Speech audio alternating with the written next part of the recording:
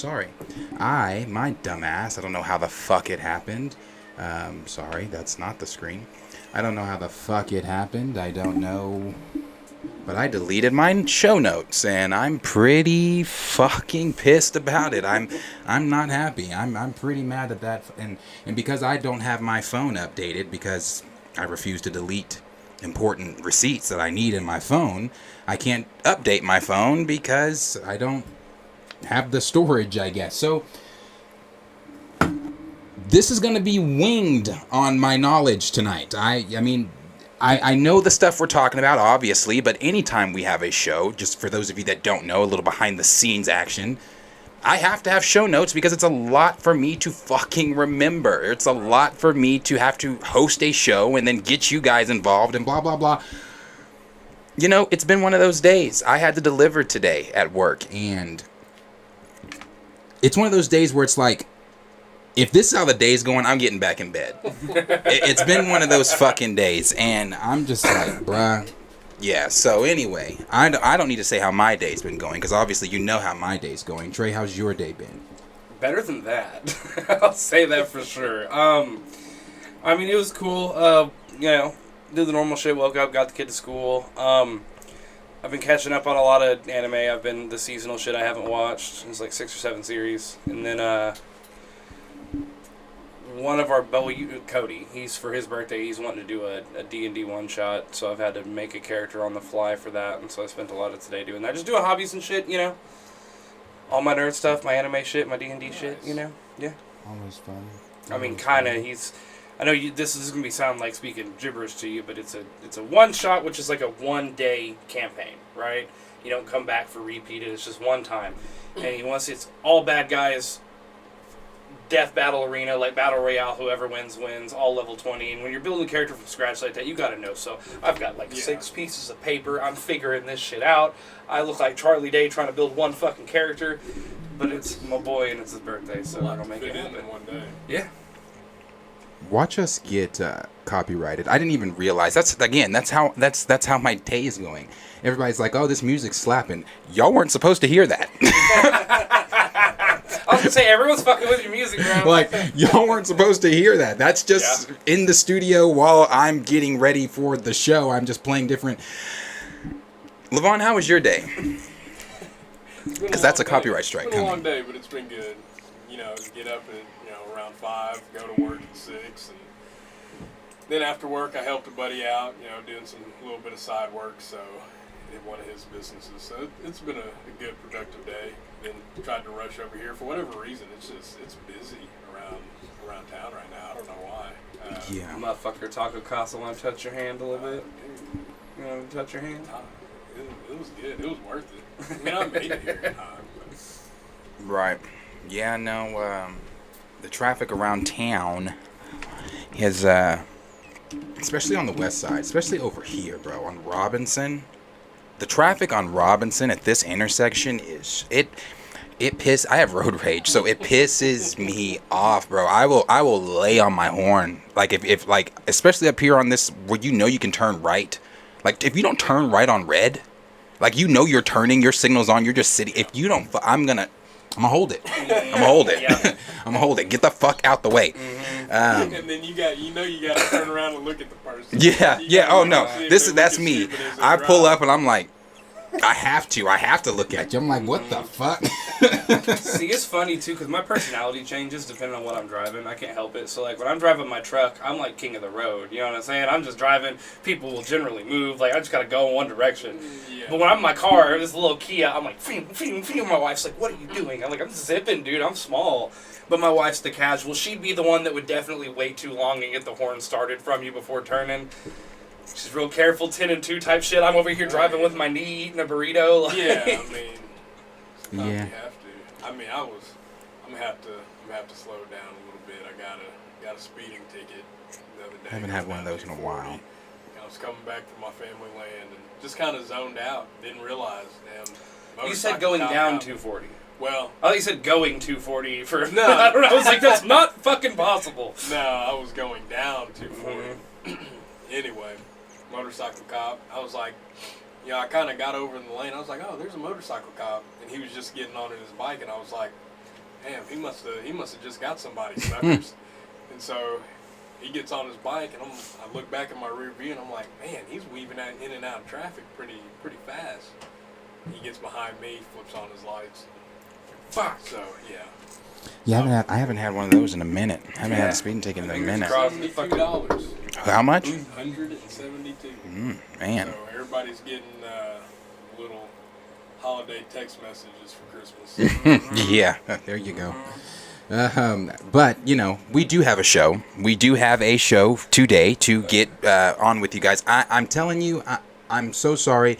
I'm going to try to remember here. We are going to talk about the changes that are being made in the MCU for phases 5 and 6. We're going to talk about Zoe Saldana saying that she feels stuck being an Avatar Star Trek in the MCU. That's the headline, at least. We are going to discuss the Loki Season 2 leaks. And we are also going to discuss Don Cheadle saying that he thinks that Rhodey should have more screen time in the MCU. We're going to discuss Robert Downey Jr., and his recent thoughts on missing the MCU. And we are also, I believe there was one more thing, because I had three off the... Yeah, and we had the boys, Gen Z trailer that came out. So we are going to talk about all of these things. And again, it's going to be as engaging as it can be. Well, we do appreciate everybody showing up, everyone who got here early, who's always showing us love in the chat. It means a lot to us. You guys are the reason we do this and what keeps it going for us. So it's good to see everybody. And Raymond, pretend Friday didn't happen, I guess. Like I always say, too, if you want to join our Discord, you can. The link is down there in the bio. You can click that link. That link will take you to our Discord. You can join it, and you can interact with our vastly growing community as they talk throughout that Discord chat. Quite often we join in the conversations as well. If there's something that you guys want us to see that you feel we should be discussing here on the show, you can send that link in the Discord there, and we'll discuss it and get to the stories there. Also, if we ever do giveaways, which we might do a giveaway today, depending. If we do giveaways, this is the best way for us to get in contact with you, for you to send us your mailing info. So if you want to join the Discord, the link is down below in the bio. So the first thing that we are going to get to is the changes that are within the... Actually, you know what? First thing we'll go ahead and we'll jump into the trailer for The Boys season 2, The Boys spinoff Gen Z. I think which is going to be going at the exact same time that season 4 is going. So we'll jump into this. Is it Gen V? Gen V, my bad. Gen V. We'll jump into, obviously, the V for VOT. So we'll jump into this trailer here, then we'll give you guys our thoughts right afterward.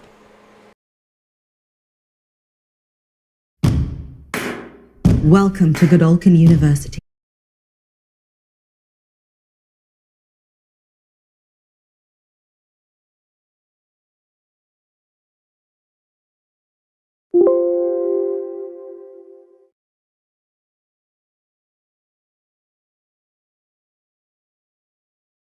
A big fan of The Boys, because I am a big fan of The Boys. This was something I didn't know if how it was going to go. So the premise of the show, for those that aren't familiar, it is going to be a spinoff of The Boys. Obviously, we know that it is going to be the connective tissue with The Boys as well, as you saw A-Train and Ashley in the trailer.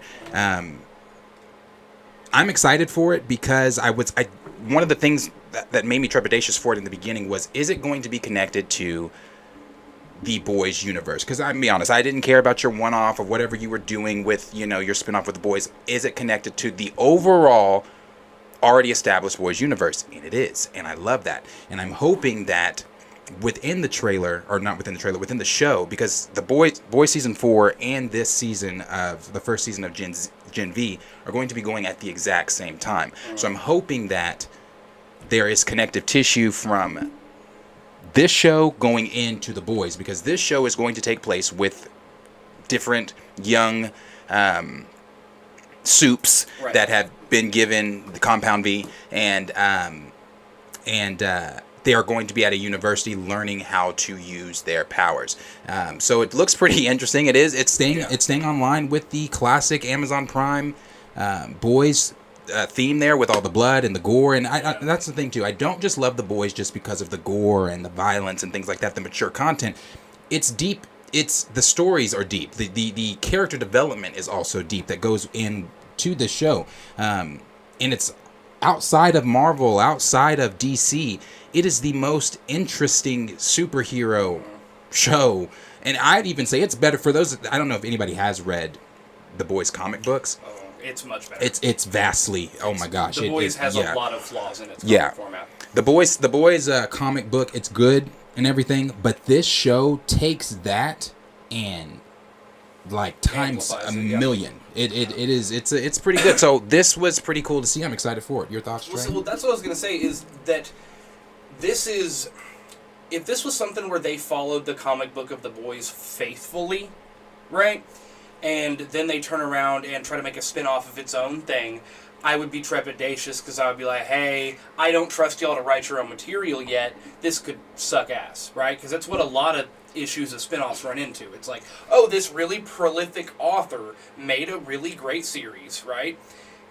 Now someone who's not that author is going to make a spin-off series. But it looked like everything I would want to see. And the fact that they have kind of they've taken the Boys comics, they've taken the meat of it and made it their own series, shows me, especially with how much they're paying attention, like how closely related this is, I think it's going to be great. It's also, you mentioned the whole, the mature content isn't necessarily all that is. There's a lot of meat to the story.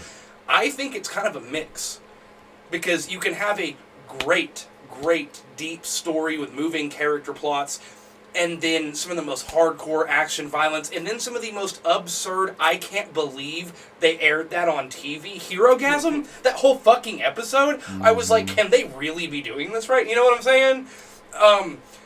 When you run out of fake stuff in the mother's milk scene and have to make more, like, it's insane, and I just think they're gonna double down on it. Like, you saw, what was that girl controlling her guts? It looked like it. Yeah. Like organs come out and grab. It looked like it. Oh, they have free reign here, because it can impact the main story as much or as little as they want it to. This is going to be them just going balls to the wall. And I'm absolutely here for it. Yeah, no, it looks like it's going to be pretty good. Lamont, you watched The Boys, didn't you? I am about halfway through season 1 of The Boys. Oh, okay. So I'm pretty new to it. But that was interesting what you said about it being the live action being better than the comic, comics.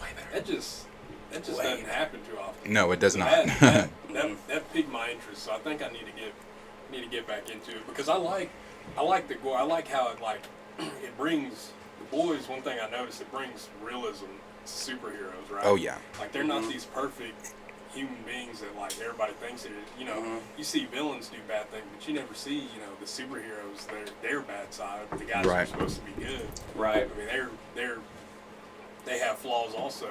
Yeah. That's something I look forward to. So. Have you seen I won't ruin it. Have you seen the airplane scene yet? No. They do it, and this is what got me on The Boys 4. I mean, first episode got me on it, but I'm saying the one that really was like, this is something special, is there's an airplane scene that is a different take on Superman's... Oh, wait.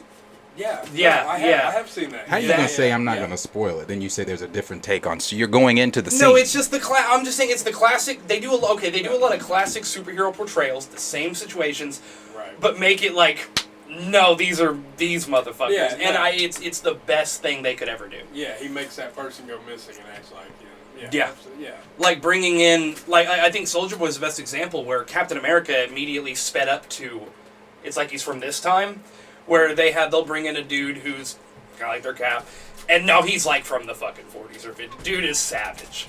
And I just like how they do those portrayals. Right. Yeah. No, like I said, I love The Boys. Amazon Prime has not disappointed me when it comes to superhero content, or when it comes to The Boys, or when it comes to Invincible, which we are still waiting to see season 2 of that. Yeah. I mean, Amazon Prime has not let me down when it comes to... But again, when you have HBO Max, Amazon Prime, these guys outside of the mouse that are able to take superheroes content and make it what The Boys and Invincible are, it's hard not to like. So like I said, I was trepidatious about this at the beginning because I was like, I'm not interested in whatever spinoff you're doing if it doesn't connect to the overall boys universe that you've already established. But since this is going to be going on at the same time, and it's not just going on at the same time, it does connect to it. I mean, we've seen A-Train and Ashley in the trailer, so it looks like it's going to be pretty good. But Yeah, no, and this is an example of what we've talked about before, where Marvel's doing it different, because Invincible's not perfectly aligned with the Invincible comic book series, right? Right. But what you're doing is you're getting people who are fans of the series, fans of the original work, who like and know the source material very well, and they just improve upon it. Right? Where they're like, looking back, this didn't work, this story arc, so we'll change this. That is what I think Marvel is missing, is hiring people who love what they do and only want to make it better. Because that's what HBO's doing it. Yeah, well, Nate Moore's already answered that very question. We don't hire... Right, that's what I was getting at. You know. This is the difference right here. Yeah. But like I said, as always, question is for you guys. Let us know down below in the comments what you guys are thinking. Did you get a chance to see the trailer for Gen V? Have you watched The Boys? If you haven't watched The Boys, are you thinking about you're going to watch it after seeing this trailer? Or is this just one of those things where you're like, hey, that's not for me, but if you like it, you like it. That's cool. But let us know down below in the comments what you guys are thinking. Let's hit the comments there, and then we'll move to the next topic. I appreciate everybody being here. I'm sorry. This was this opening for me was different than my regular openings because of my fucking notes not being here. But I appreciate everybody being here. Nares21 saw you in the chat very first. D Stizzle, as always, my brother, we appreciate you being here. Zeng Beto, we appreciate you, brother, being here. Jalen Harris, Official EMG, Planet Poppy, as always, bro, we appreciate you being here. Grand Regent Thrag. Sir Yuri G, Woosaw, bro. I'm trying. Profess the film fan. Appreciate you being here. SP Flash. Appreciate you being here. Justin, appreciate it, bro. J Rod, appreciate it. And then I saw AJ the Phenom that said, first time catching a live. I'm coming from Just My Opinions and E-Man's Reviews community. We appreciate it, and I'm a fan of both of those communities. I'm a fan of Brandon, and I'm a fan of obviously E-Man too, so appreciate you being here. And then we got K-Dot that's in the chat. Appreciate you being here, bro. As always, appreciate everybody being here. Sorry I didn't get to do that at the beginning, but go ahead and let's touch those comments. You're good. Hold on 1 second. Boom. Okay, yeah, so let's see here.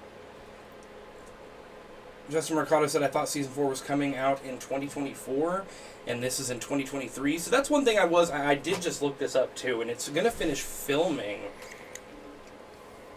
I would say it might finish filming. It might finish filming in March of 2023, so it can come out later in the year. And this doesn't have an exact date, so I mean, that concurrent thing is happening. That's what they say. They say it's supposed to be concurrent, so we'll see. I that is true though, Justin.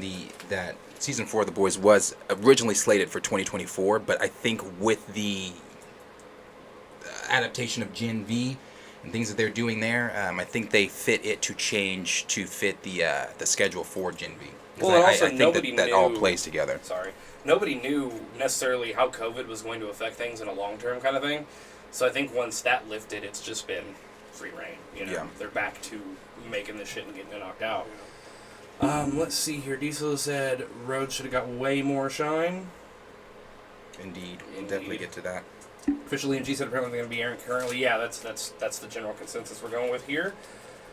The D Stizzle said spinoffs usually don't work for me. I'm much of the same vein. Because like I said earlier, it's normally not the person that made the original series trying to make this, so it never really works. But this one, I don't know. I mean, they got something special with The Boys, and from what I saw in that, it looks just as good. Yeah. Let's see here, and then J-Rob said The Boys comic is just spiteful. It really fucking is. Yeah, The Boys comic is something else. The ending of that comic series, too, is very, it's pretty fucked up. Yeah. And not fucked up in like a haha The Boys way. Officially, MG said I'm excited, and I also love the cast. So I'm gonna have to look into who all's in this series. I know Schwarzenegger's son is. Oh yeah. Yeah. Okay, and then Sir Yuri G said 10 times better than the comic, a million times better than the comic. This past season of The Boys was the best season to me, mostly because of Jensen as Soldier Boy. Dude, Soldier Boy, I'm not going to spoil it for our man over here, but Soldier Boy is fucking hilarious. From the minute he came on screen, I don't even feel like I can say some of the lines he said on here. Kiss Me Through the Phone, Soldier Boy, No. Hell no. No. This is Jensen Ackles playing a. It's basically Captain there. It's America. Cap. Yeah, it's basically Captain America. Can you imagine they could soldier? He said, "I was in the boys before any rapper. I was the first one to do it." Right. Official Liam G said the Boys Season 3 is the best comic book show content this year. Yeah, it was really good. That was great. SSJK dot saying to him said, "What's up? What's up? Thanks for being on with us, man." So here, Justin Against It Herogasm to me was way worse and more gross in the comics compared to the show. 100%. That is Well, true. yeah, but they can't. They can only. They can't show that shit. They can only go to a certain level, and even No, what they showed. No, when I looked that shit up, the actual comic, that shit is the grossest shit I've ever seen. in my But even what life. they showed on the episode was almost like they almost couldn't do it. Let's see here. I don't even know how they got the green light to do Grand Regent some of the Thrag. shit they did. I know. Said Amazon Prime better not do General Thrag the way MCU did Hulk. The Ram 2000, I feel like movies really didn't hit this year. TV and streaming won 2022. Man, these streaming series, they don't miss. It's been an Some interesting. are so weird sometimes. Double Tar, what's up, man? And Silver Wishes is what's up as well. Mr. Yuri G said the line where he said, "I will slap you like Connery." Instantly my face. I don't know, when he was describing the underparts of what's his name's mom, dude, I was about to piss myself. No, he's fucking funny. And then Double Tar again, thank you for the Appreciate you, super Double chat. Tar. He said, the Direct posted an article that Bob Chapek demanded more Marvel content and Feige was not able to be hands-on. He, in quotes, is not happy with Phase 4. What do you guys think? Can MCU turn around? That is the next topic that we are about to jump into. It is changes not considering. I don't care. They can fluff it up all they want with the title. The title is Marvel reportedly unhappy with Phase 4, considering major changes to Phase 5 and 6. They're not considering changes. They're making changes because of Phase 4's complete diarrhea that it was. So they're definitely going to change things, but we're about to get into that now. The last one from Sir Yuri G that said, "I also like because of the showrunner, The Boys is secretly a supernatural reunion show with the cast." Let's see. So we'll get into what they were saying here in the direct. Talking, and we've talked about this. These are things that we've all talked about before, things we've all had concerns about and whatnot. But let me pull that up on my side. Sorry. So this is. Let me see. All right. This is coming from the direct, and it says a new report from the Cosmic Circus. Sources revealed how Marvel Studios might be facing some big changes after Bob Iger's return as CEO at Disney and the negative feedback Phase 4 has received from fans and critics. Many believe the last 2 years of Marvel content have been lukewarm and that the studio is prioritizing quantity over quality. According to the Cosmic Circus and outlet sources, Marvel themselves have picked up on those worries about the overall approach for Phase 4, so now, as a preventative measure to assure quality control, but both Marvel and Disney are reevaluating the future releases of Phase 5 and beyond that are not already in production. Their sources say that Marvel Studios is hoping to hammer in a quality over quantity take on future projects to avoid the issue it faced with Phase 4. They note that one move behind considered by Marvel and Disney is to develop a sort of creative oversight on the MCU's future releases in order to establish more quality control moving forward. The Cosmic Circus also said how they heard that special presentations are gaining more traction behind the scenes as a medium to deliver more potential projects moving forward.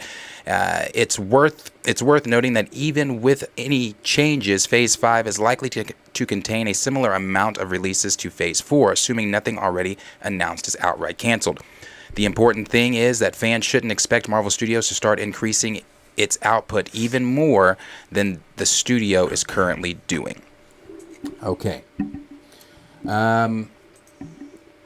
And like I said, this is a topic that we've all talked about It's something we've all said, about the lack of pizzazz, I guess, for lack of better words, that Phase 4 was. Phase 4 was awful. Phase 4 was not great. I really don't know I'm trying to nice it up for him. I don't know a way to put what Phase 4 was. Yes. Shit writing. I've been here is like what 10 Phase 4 minutes. was. Niggas have called Phase 4 lukewarm, diarrhea. I mean, well, it was obviously we all know Phase 4 was lackluster. Obviously we know Phase 4 had diamonds. Obviously we know that Phase 4 had more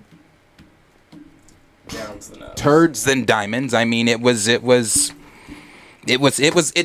was. One of the things that I thought was very interesting that I wanted to say here was, in the last 2 years, Phase 4 has had, well, in the first 3 phases, the first 3 phases of Marvel, the first 3 phases they did, all 3 phases took 23 projects to make the 3 phases. For Phase 4, we have had 19 projects in the past 2 years. Now, you got to think about that. Phase 1, 2, and 3. Phase 1 started in 2008. Phase 3 ended in 2018. And you look at Phase 4, where we've had 19 projects come out. That's if you go back to any of our videos where we've talked about this in the past, that was one of the first things that was brought up, that it was a problem with quality over quantity. Quantity over quality. That they were putting out all of these shows that made a lick of fucking sense or anything to the MCU. Because outside of WandaVision and outside of Loki, and when we get to the leaks for Loki Season 2, you brace yourself. I don't know if any of that shit, Hawkeye, Moon Knight, Falcon and the Winter Goddamn Soldier, I don't know if any of that stuff has any ramifications to the wider MCU. It's just things that they put out on Disney Plus because they were trying to meet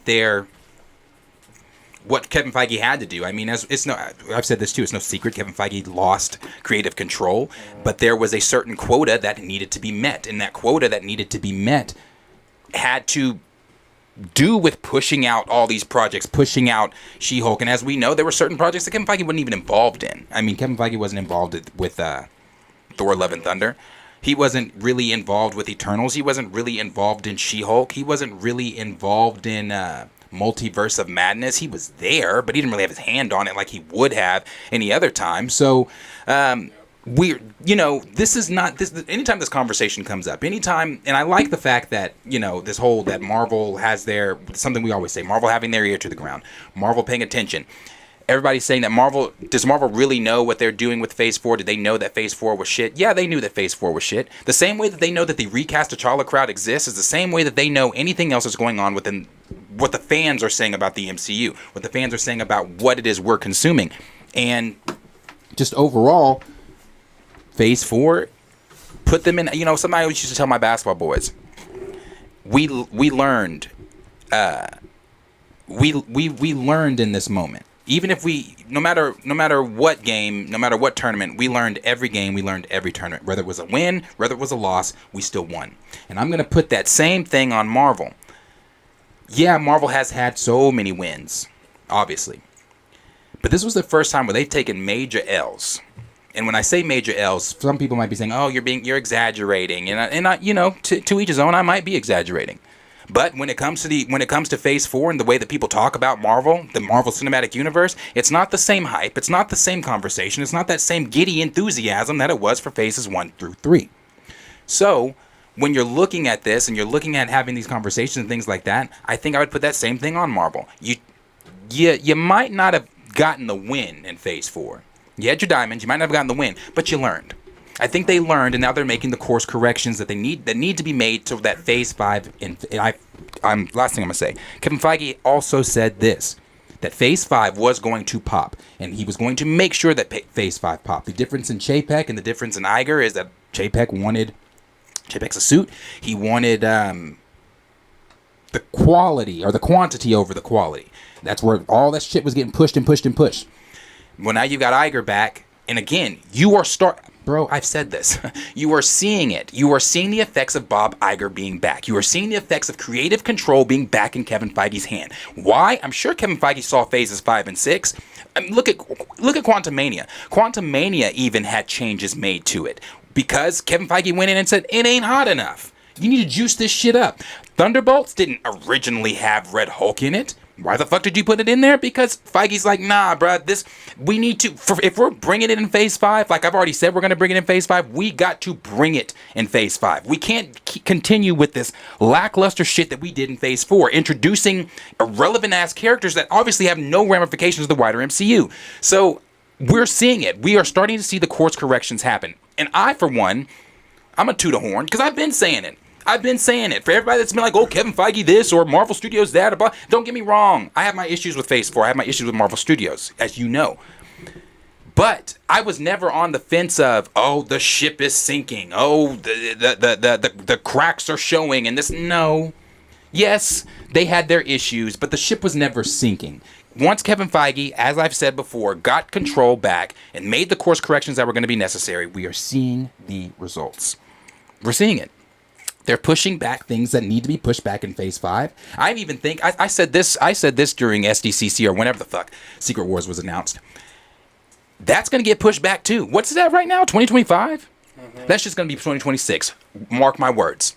That's just going to get pushed back to 2026. And the reason I think that's getting pushed back to 2026 is one, because they were never doing a Secret Wars movie just in a part 1.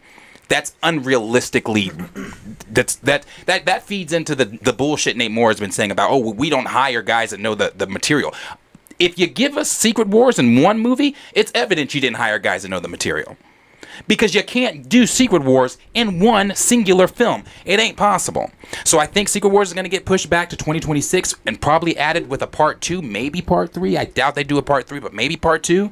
And some of these other things that aren't currently in production, as I've read, they're going to get pushed back. So we're seeing it. I'm glad that Marvel is waking up and making the course corrections that need to be made, because in order for you to accurately tell these stories that you're trying to tell in phase 4 or phases 5 and 6 moving forward, the ship's got to be a little tighter. And that's for damn sure. So hopefully we are seeing Kevin Feige back at the helm of things with Marvel. We kind of touched on this last Monday, I think. Mm-hmm. We were talking about how, just like you said, just the ramifications, everything. They're pushing out a lot of content, but nothing really seen. What have we seen that's, this, I can't wait to see how this plays out. Right. And that's, I don't know. I mean, my issue here is with Phase 4, I just think it's the fact that they gave us so much quantity, because I think the quality is there. I mean, if I'm nitpicking, we got WandaVision, Loki. I personally like Eternals. It takes a couple watches. We got Spider-Man, Shang-Chi, Doctor Strange. We got Shang-Chi. I mean, there's quality there. The fact is, there's just so much quantity that's not good. It's just everything in life. The bad overshadows the good. And so when you put out so much bad, it's like your good's not able to shine. So the little bit of good that we always want to hang on to, WandaVision, Loki, Spider-Man, Shang-Chi. It's like, yeah, those are good, but I mean, like, if they would have just, they need to realize, I think the thing for phases 5 and 6 is they need to realize that the way they've written their TV shows is bad. The people they've hired to write their TV shows are bad. The way they've directed their TV shows are bad. Just the whole formula they've done for TV shows is bad. Mm-hmm. They need to stick to specials, and so they figure out a way to get episodes of Marvel TV shows out that are relevant to this storyline, because every movie we've got, we can get relevance to the to the MCU and everything, but it's the TV shows that they're introducing the new characters, but the new characters aren't even being written well to where, like, we can't say, oh, this aged well, let's go back and watch it in a Marvel marathon. Right. Whereas, so we can say that about everything in phases 1 through 3. We can go watch a phase 1 through 3 marathon. The issue, I mean, I just think the way they correct it is simply stop doing TV shows, do the movies and specials, and that's it. I mean, because the movies they put out weren't bad until Thor and Black Panther, in my opinion. Yeah. In my personal opinion. Like, I like Doctor Strange. It wasn't what I wanted, but he's my favorite character. I liked it. I liked Eternals personally. I liked Spider-Man. I liked Shang-Chi. Black think- Widow was an L.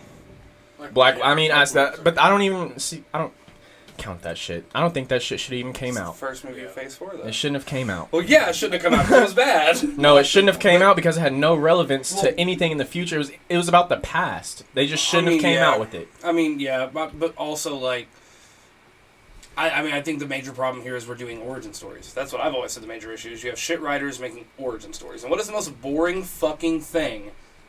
An origin story. And then you're turning it into multiple That episodes. depends, though. That depends whose origin it is. I won't say the most boring thing is an origin story, because that depends on whose origin are we talking. I mean, when you're trying to make me like an established character, I want to see them jump in, doing cool things, show me what they can do instead of the slow burn of, oh, I got my powers, I'm figuring it out. Now, obviously, if you have a name like Spider-Man, that's a different conversation because it's fucking Spider-Man. But, like, I would have rather watched Miss Marvel have control of her powers and doing cool shit versus, oh, I'm just now getting my powers and I'm in school and my parents and, like, that shit just didn't hit for me. You see, I understand, but see, I guess that's where I differ on the Phase 4 stuff, because I guess that's where I differ just in general of introducing any type of new characters. Now, the way they did Werewolf by Night, that was brilliant, you know, the special there. The way that, however they plan to do Nova and Silver Surfer, you know, so far they haven't failed on the specials. They've only had 2, but they haven't failed on them so far. But when we're talking origin stories, we're talking about introducing characters, we're talking about, you know, I think sometimes as major comic book fans and in Marvel sweaties, we forget that there are a plethora of regulars out there that, again, I've had the conversations with regulars where they're like, it's daunting, it's scary. Right, I don't want to come and watch after Endgame because it's like, I gotta watch this character and I gotta go watch this character, then they've got this show, then I've gotta go watch this movie. It's daunting, it's scary to people. But one thing that I think would amplify that fear would be jumping in, and then you're like, well, who's this character? Well, how? Like, if let's just say a regular MCU fan does take that journey, and then you jump to a Miss Marvel, but you have, like, the show doesn't explain how she's Miss Marvel. She's just Miss Marvel. Then, as a regular MCU fan, if I'm watching, I'm like, what?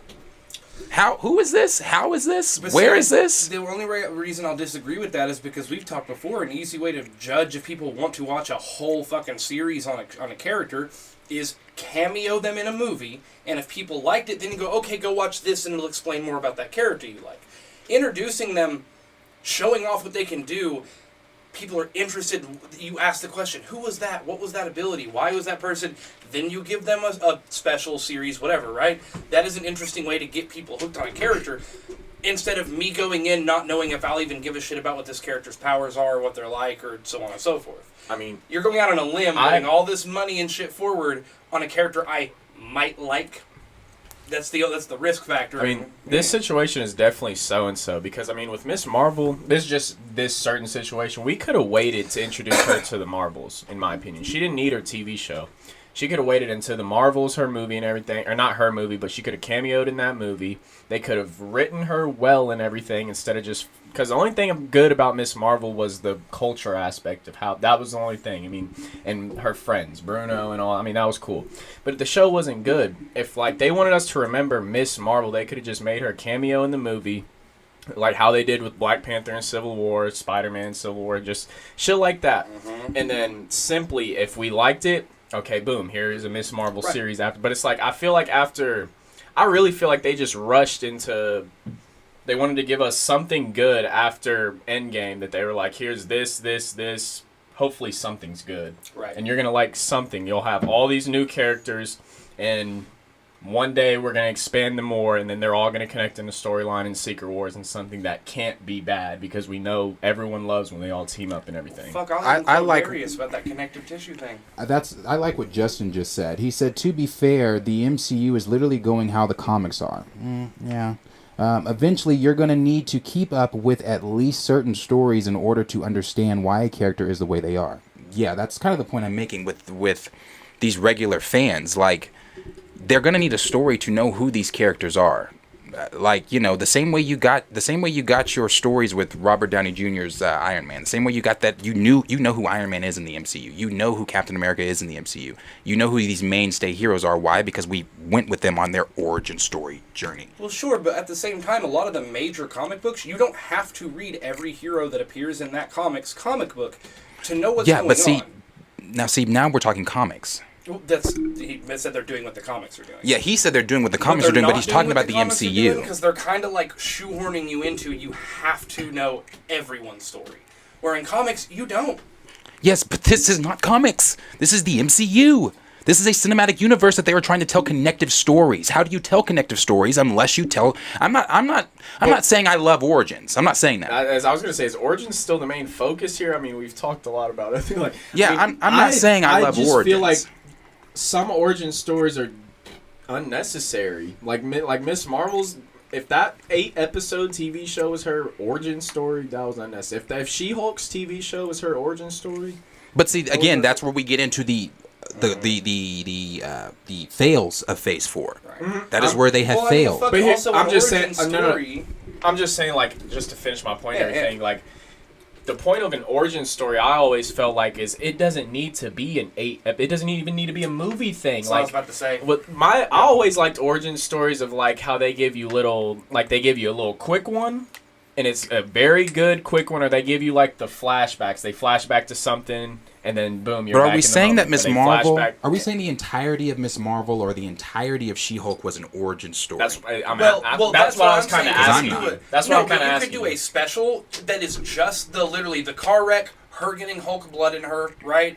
And then maybe her fighting one thing in like a 45-minute special of now we have a She-Hulk, and then afterwards she's like, fuck, well I'm still gonna be attorney. Start twerking, and boom, now we at least know who she is. But also, like, how many shows do you watch where a character is introduced, and throughout time, they milk more of this character out? There's mystique, there's intrigue into the character, and over time, you reveal more about them, why they are the way they are, how they got their shit.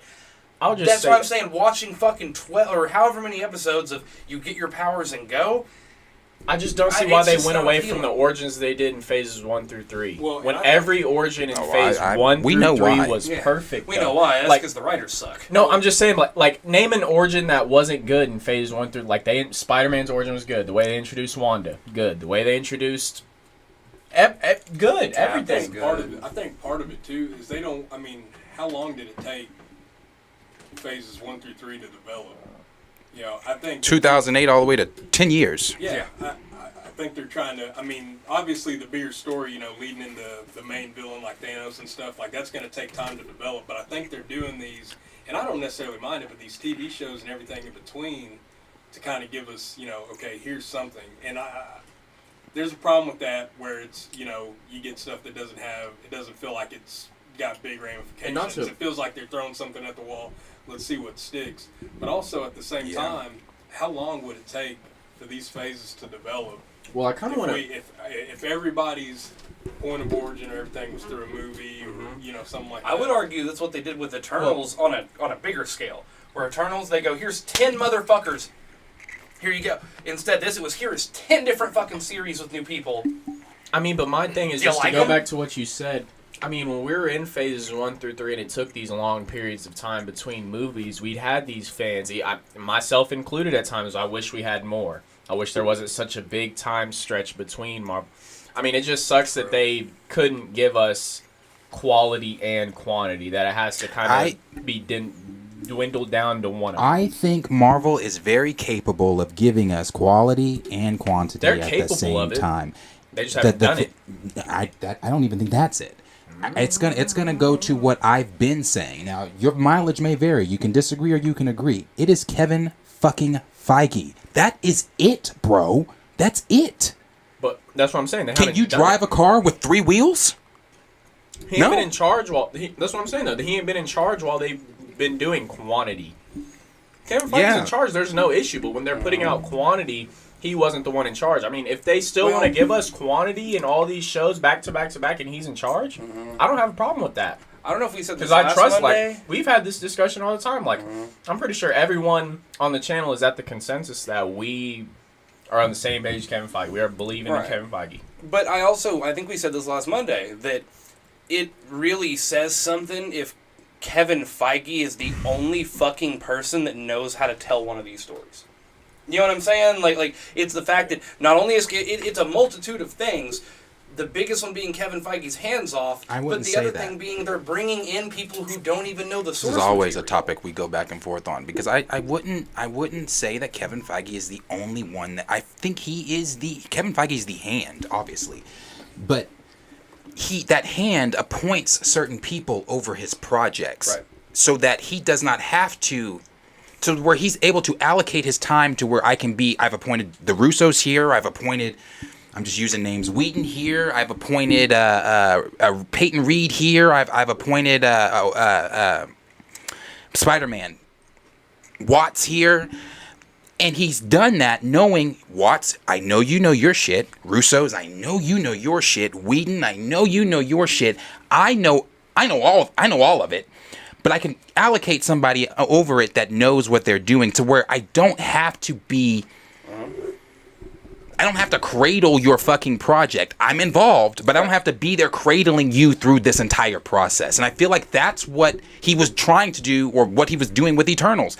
Even though he didn't have his hand on it like that, as I've talked about before, him and Zhao had issues to where he was just ultimately told to step back. He was cradling that shit because she was like, no, let's do this. Oh, no, let's do this. And he was like, no, that's not going to work. No, that's not going to work. And she was like, oh, no, it is. And then what is Eternals? The worst scored on Rotten Tomato. So it's like, I think that obviously, I'm a Kevin Feige shill. He has to be involved, but I don't think that he doesn't have to hover if he has somebody over it that that knows what they're doing. Him losing that creative control, and them doing shit like hiring people who don't fucking know the source material and aren't fans left and right, you see a drop in quality. You give Feige control back and he can continue to do that, it fixes two problems. One problem is people knowing what the fuck they're working on, and two, you have the guy back who can get it back on track. Right. That's what I'm saying. I'm saying, well, one is a result of the other. Right. But, like, fuck. How many times we brought up people being in the writer's room? Like, has anyone fucking read this? And and the last thing I'll say on it, well, I do want to read this last part, because these are the shows that may be affected. What will change for phases 5 and 6? And after I say this, that's when I'm going to go into my little, because I'm about sick of people saying this shit. But what will change for phases 5 and 6? After hearing the news, there's likely one question running through the mind: what changes should be expected? As Cosmic Circus pointed out, any outright cancellations of Disney Plus series or theatrical movies are unlikely. Shifts in formats are more probable, such as the rumor of Nova shifting from a series to a special presentation, or Armor Wars going from a show to a movie. Looking ahead into 2024, only 2 series are known: Agatha, Coven of Chaos, and Daredevil Born Again. Charlie Cox's show even has 18 episodes, meaning that it will run for a good chunk of the year. That's very true. Past that, the only 2 projects that seem to still be in the works as shows are Vision Quest and Wonder Man. Currently, it isn't known if they'd be part of Phase 5 or 6. It's hard to pinpoint if this will lead to fewer shows overall, or just a fewer new IPs. For example, while there might be as many newly introduced series, there will be more space for Marvel to explore second seasons for characters such as Miss Marvel and Moon Knight. With how much content Marvel Studios has access to, some might not be able to help but feel that the MCU won't be able to build everything it needs in time for Avengers Secret Wars. I'm telling ya, that's my big thing. That's because you can't. If Secret Wars is one film, you've already failed. My opinion. I don't know how. I'm already confused how you're telling it without Doctor Doom. So I'm confused how you do it in one film. Then it says, whatever happens, this is a good movie for Marvel Studios. Phase 4 was a mixed bag for many, and a reevaluation like this should help assure fans that the company cares about the final product it's pushing out the door. The next MCU projects, Ant-Man and the Wasp: Quantumania, is set to hit theaters on February 17, 2023. So this is the last thing I'm going to say about it. I've seen a lot of people saying, let me put it this way. I've seen a lot of people saying it, but my rant, even though, as you guys know here, I do love John. I like John a lot. I think as a content creator, I think John is great at what he does as a content creator. Let me make sure I'm saying that. As a content creator, what John does is great. As a format for John's show, what John does is great. But the shit that comes out of John's mouth, I often find myself wanting to reach through the screen and blue skidoo his ass, because I'm like, because he said that the overall MCU, when the movies are good, no one cares about connective tissue is secondary. Yeah. More solo projects, less connected. Yeah, more so. Like, first of all, no, like hell no, not just hell no, but when not just him, I've seen other people saying this too. Connective tissue is not the big thing in the MCU. You're smoking dick if you think connective tissue is not the big thing in the MCU. Connective tissue was established in 2008 in the first fucking Iron Man film when Fury showed up and said, now you're part of a wider universe. Like, what? Connective tissue is all that's important. It is everything. It's what the Marvel Cinematic Universe was literally built on. What? So when you say shit like connective tissue, no one cares, of phase or 4, 3, all the Spider-Man coming back, biggest parts of phase 4. All of it.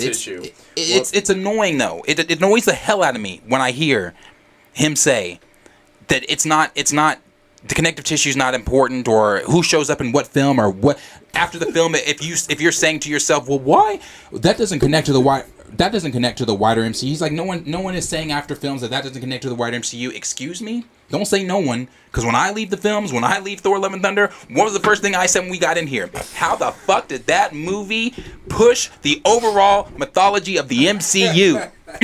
It didn't. So, like, bro, connective tissue, all of this connecting, to me, I could be wrong. Let me know if I'm overreacting. To me, connective tissue is important. I don't think you're wrong at all. I do think I want, we've talked about it, where Doctor Strange got hoed out of his own movie and he cameoed in a Wanda film, right? Where, to me, that's a little bit too... Smoking dick, Gray. Smoking dick. But that's a little... Peter. You know what I'm saying? That's a little too connected, right? Where it is driving the bus of the MCU so far forward that Doctor Strange didn't even have his own fucking movie, right? I want them to have their own story, but I also want it to drive the MCU. I want both. And we've always balanced both just fine. So, yeah, I do want the character's individual story, but I want to leave the movie being like, I know where we're going next. Right. That's it. That's it. That's all it has to be. It can be a little bit of the movie and an end credit scene. Let Doctor Strange have his own fucking movie, but, like, you just gotta nail it right. And they've always done it until Phase 4. Yeah, and it's like, as comic book fans, like, that's what we look forward to. I mean, because a comic book, you have different storylines being told, and it always continues. And then whenever you get name drops, like in Guardians of the Galaxy, whenever they drop, I shall call him Adam. Whenever, the Sovereign. The Sovereign. You know what's coming. Right. You look forward to that. Yeah. And that's something that's comic book, we read a series, it's not just one issue, you're done. Other than Thor: Love and Thunder, I would have rather have Wanda show up in Thor: Love and Thunder in the first 10 seconds and go, my movie now, bitch, and follow that story, because that movie sucked. I'm saying I would have much rather, like, whenever they're like, when Thor was like, whoever calls or if you need me, call me, and I would just left them. And no one forever, they leave him. Y'all don't just leave him on his little mountain. He never hop on Mule or Stormbreaker like that damn broomstick, and he just keep his ass up there by that tree and whatever he do. So yeah, I mean, hang out in the fucking tree. I mean, that's anytime we talk about Phase 4, anytime we talk about the future of the MCU, anytime we talk about changes or Marvel changing things because of Phase 4. Again, I'm glad Phase 4 happened, because I'd rather it happen sooner than later. They needed to learn. They needed to learn. They needed to make the course corrections. They needed to learn what, because this Phase 4, this whole thing felt like a let's just see what the fuck works. let's just see what sticks, and that's what just honestly what it seems like they did. So, but anytime we talk about that, it's always a in-depth thing. But as always, question is for you guys. Let us know down below what you guys are thinking. Are you thinking that Phase 4 wasn't as bad as what everybody's saying? Are you saying it was bad, but it wasn't MCU sinking bad? Or are you one of the ones that's like, Phase 4 did it for me, I'm done with Marvel, count me out? Let us know down below in the comments what you guys are thinking down below. Let's touch those super chats first. Okay. And, first of all, from Paul, we appreciate the super chat from you, brother, and we appreciate that also from Double Tar. We appreciate you guys. Super chats, yeah. Double Tar with the big ahead, super Trey. chat here. Can you read? Yeah. Do it. In quotation, the MCU is woke. I don't agree. I think it has merit. I think the problem is how in your face it's been. The boys also tackled issues, executed it flawlessly. What did Marvel do wrong? I mean, everyone's got their own opinion. Y'all know if you've listened to me at all on the show, I'm not a big subscriber of the woke word with Marvel just because you have fucking like 3 new female heroes to the 19 See, males. I still disagree with you there. And that's fine. I still disagree with See, you there. There's that's more. fine, but, like- there's more than it's been more than just Hey. three female superheroes being able to don either a movie or don a show. I used to be on the side of like the MCU stuff is stupid, but I kind of see it. I'm not gonna lie, it's because just it's evident. It's just the there. fact that no. It's just the simple fact that every male has been emasculated for the woman to be like promoted into some sort of heroism. And if you go Or back replaced. and if you go back and watch anything that's really came out in Phase 4, you'll really, or even end of Phase 3, it started with Infinity War and Endgame when they're having all the women in the battlefield and they're like when Wanda like you shouldn't be alone out here, and they're like she's not alone, and they have a little women battle. It all started right there in my opinion. And then from there on, it's like every lead male character gets emasculated, or the black person's gay, no wife, or emasculated. But simply there weren't put. black people initially. There were very few. It was all lead white men. He said the black character's gay. That's what he said. Making Fastos, Right, but I'm saying one of the only initially- black males in that film, and you make him gay for no fucking reason at all. Do you remember I said that shit when we first watched the movie? And hold on, before I even continue that, Oh my. I am a huge ally and supporter of the LGBTQ community. So that me saying that is not me saying, what I'm saying is you made a character gay for no reason, because throughout the film, other than the forced kiss when he left, what did you explore about him being in the part of the LGBTQ community? Nothing. That's where in Thor: Love They and just did Thunder, it. At the end, you've got Korg. They just and did it. and they just did it. They just did it to do it. And to add to his point, what he was saying was, you took the black character, you made him the male black character, you emasculated him and made him gay. So Sam Wilson, Again, never not- girlfriend. I don't but have a we problem have with fans that. question if Sam and Bucky were in a relationship. Sam and Bucky, because they're friends. Right, but but Sam's never gone on a date, nothing like that. He's always just, I'm trying to think of other, because I'm telling you, it's real. But see, okay, but here's where, and you weren't here for this when I think it was Liam G that said it. Marvel's trying to play catch up. Because what was the first 3 phases? Predominantly white lead males. But that's not how you play catch up. But catch up to what? Well, no, I'm not saying what they're doing is right. Is they're going, we've only had straight white men lead all of the first 3 phases. Now we got to play catch up and try to shoehorn as many black people in, as many women in, as many gay people in. Like, they're doing it wrong is the point. But the point is they're trying to catch up. But my whole point to this is every time anyone's like MCU, it's like I just feel kind of like I don't know, almost like incel in a way, because it's the same argument of when they stop just having white heroes and start actually having black It's heroes. not. Some guy's sitting there going, "Why are they woke? Why do they have to have black people in the movies now?" Like, I don't think because that's the same. representation matters. Oh, but no. Representation does matter. I scream that all the time, but that is not the same. Yes, representation does matter, but when you take Taskmaster, who you didn't have to take and make a female, you made him a female. The earlier drafts of the Blade film were going to push his daughter forward and not him. You're not seeing a theme? I'm seeing shit writers. Thor now I'm has seeing a a thing. daughter Yeah. and Jane. Yeah, I'm seeing a theme. I'm seeing a theme of Ironheart? things that you are, But we don't want to talk agendas about Iron that you're Lad. trying to push. They don't want to do Iron Lad, but they But would see, do Ironheart. where instead of seeing an agenda, what I see is them going, oh, we haven't represented anybody in all of our movies. Because they fucking haven't. What But is every female single... superheroes have been there. You had maybe not in the first, maybe not before the first Avengers movie. All you had was Black Widow, Who never but got her own solo anything. Trey, she was in just about every damn thing. What do you mean? So was fucking Tony Stark like- and fucking Nick Fury. That's like saying Wong meet a solo. But who was looking? But this is where I'm at. Would you had gone and watched that early in the phases? Watched a Black Widow? I would watch everything they put out. You would have. So that's one person. I invite the. I asked the chat. Put a poll up. Put a poll up. Put a poll in the chat. Put a poll in the chat and ask the chat. Would you have watched a Black Widow trilogy? At that early time, because you said representation matters. So if Iron Man and got 3 films, Cap got 3 films, why don't Natasha get 3 films? I'm gonna just keep It going. feels like But everything you see how they did Doctor Strange in his own movie? Woman. It did What feel- other male has been? Shang-Chi. He didn't get to save the day. Katie did it. Where else is it? Loki. Sylvie got to kill Kang. I mean, even though it was a dumb mistake, she got to do it. Because I don't I'm want to just make trying it to find sit what- here. I don't want to. And I do. if you're I new wanna be here, the petty nigga if today. you're new here or you've never watched or whatever, and you've never heard this conversation take place over here, this is not from me, my standpoint where I'm sitting. It's not me saying, "Oh, I don't want it," because if you know, again, my most anticipated show, Agatha House of Chaos. I loved Agatha in WandaVision. Who's my favorite overall right now? Fucking Wanda. I loved Wanda in WandaVision. I loved her in Multiverse of Madness. I thought she was handled correctly. What's one of my most anticipated movies? The Marvels.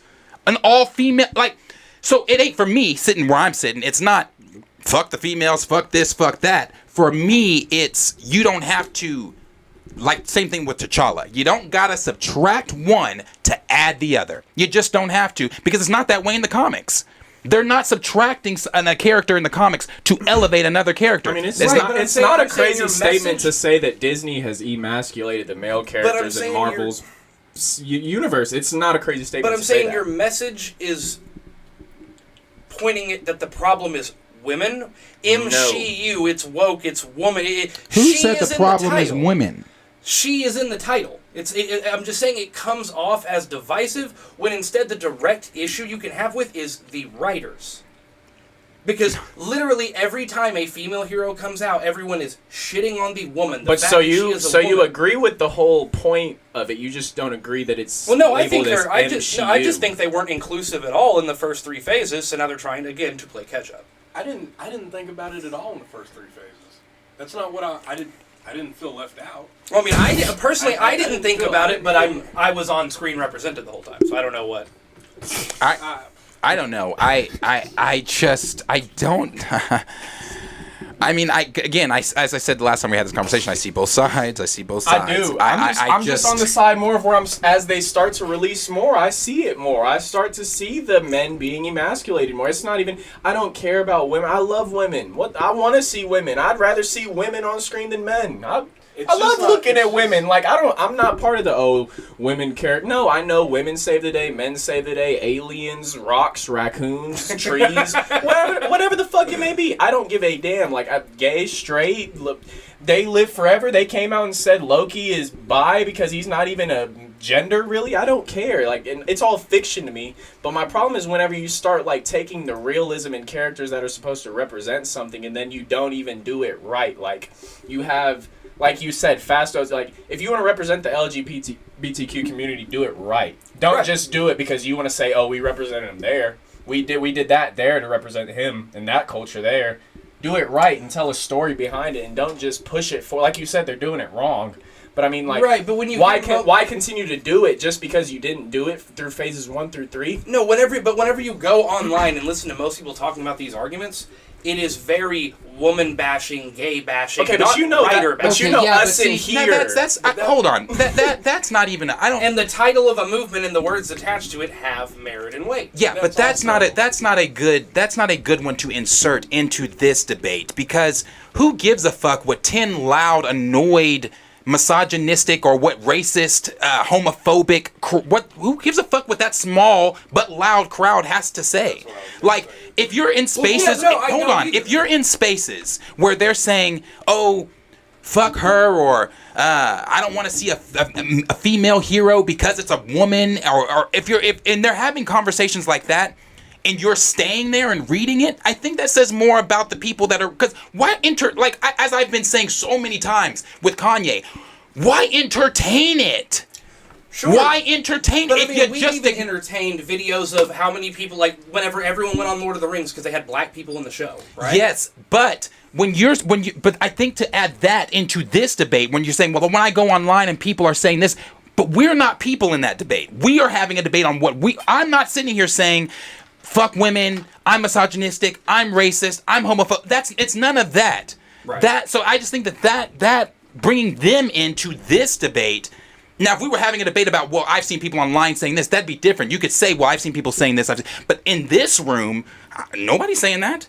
So to bring that point up, I think it's just like, people are going to talk. People are going to say whatever they're going to say online. But overall, that small majority does not speak for for everyone. That small minority doesn't speak for the majority. Right. That's what I'm trying to say. Right. But like you said, though, they're usually the loudest, right? They are usually the loudest. But I just go back to what I was saying earlier. Like, through the first, I mean, even up till now, like, I never, well, I guess more phases 1 through 3. I never sat there, and this is just me personally. I'm just speaking for me personally. I never sat there and said, man, I think we need less white people, more black people.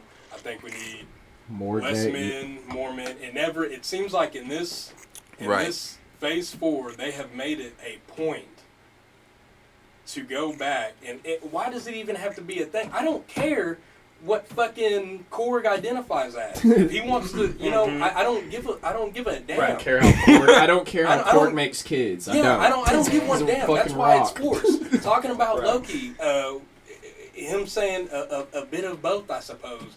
It's shit like that I'm like, it's. That shit is funny the way you said it. No, really. That's how I said it, but I didn't care.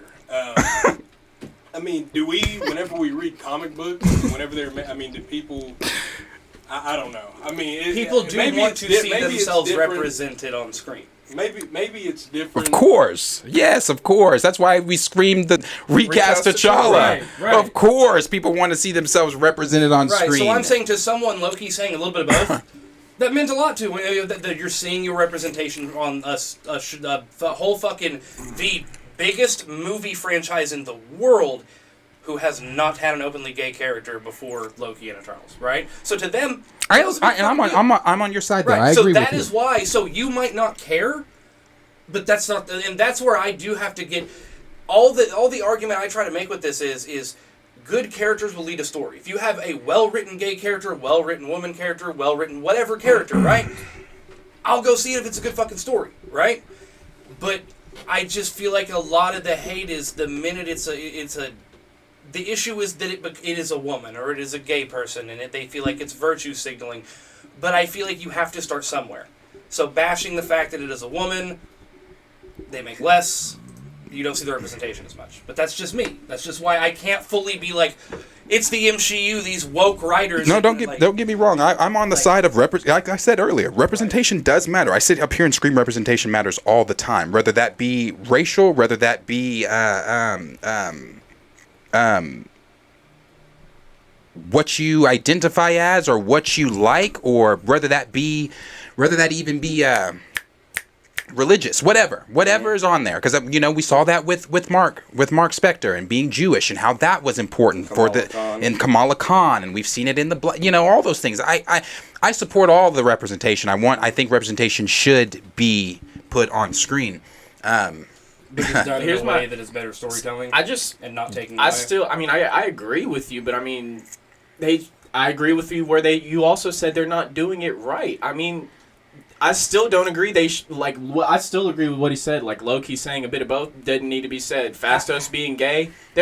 I think someone just called Marvel has gay black gay characters, gay black like switching it up to fit an agenda and just throwing. We have 10 Eternals. Okay, we're gonna make all 10 Eternals. I'm pretty sure they switched up most of them to fit some kind of agenda, right? To fit some sort of background. How just. How is it relevant? How is it relevant having that in there? How does it play? I guarantee you. I I can't say I guarantee you, but I'm willing to bet not a lot of if the homosexual people are sitting there, Fastos. Thank you. Like where We are do we have- satisfied? I'm not going to out the person, but it was a big No, deal no, to one of our I'm viewers. just no, I'm just saying there may be. I'm just saying there's not. It's just I bet you they could have done it a better way. Oh, and then that person would have been like, "Wow, They could have done what a all real of the Eternals idol. a better way. What like, a real but it's still like I laughed at the way you said it, but I do see why Loki. You know, I get the representation part as the reason why it was said, because there are people that are bisexual that you know might have a thing for a prince or a princess, is the way he put it. So you know. I mean, I see that. That's fine. That's fine. I think for me, again, it's just... You don't like the subtraction.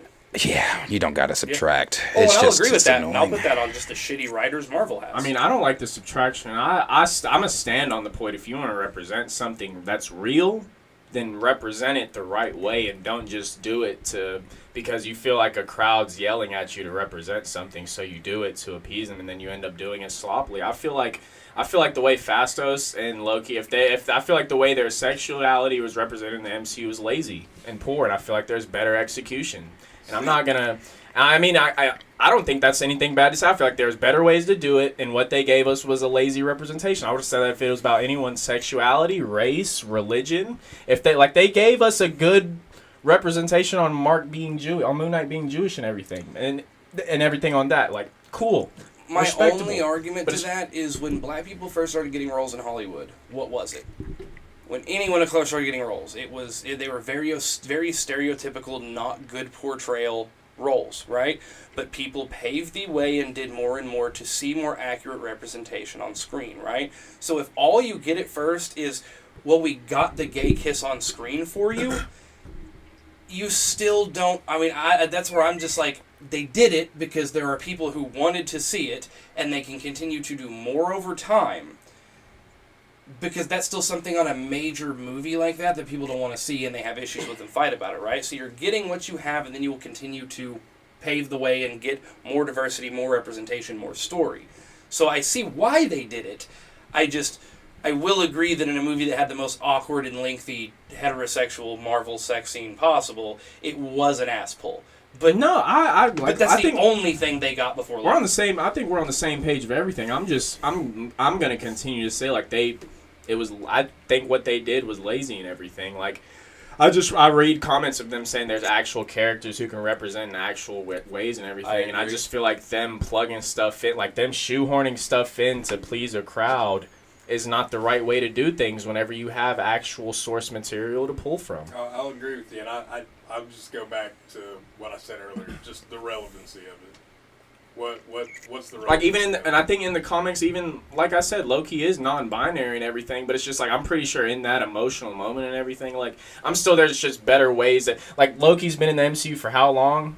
And they like we've said in phase 1 through 3, they didn't want to touch on that at all, but now they want to shoehorn it in because there's a crowd. It's just better ways to do stuff, and I until I see it portrayed better, in my opinion, in my personal opinion, what I feel like is better. That's cool. I mean, and I know my personal opinion doesn't matter, but I mean that's just how I feel. So right. I mean, like, agree, disagree, but I mean, at the end of the day, you can't make everybody happy.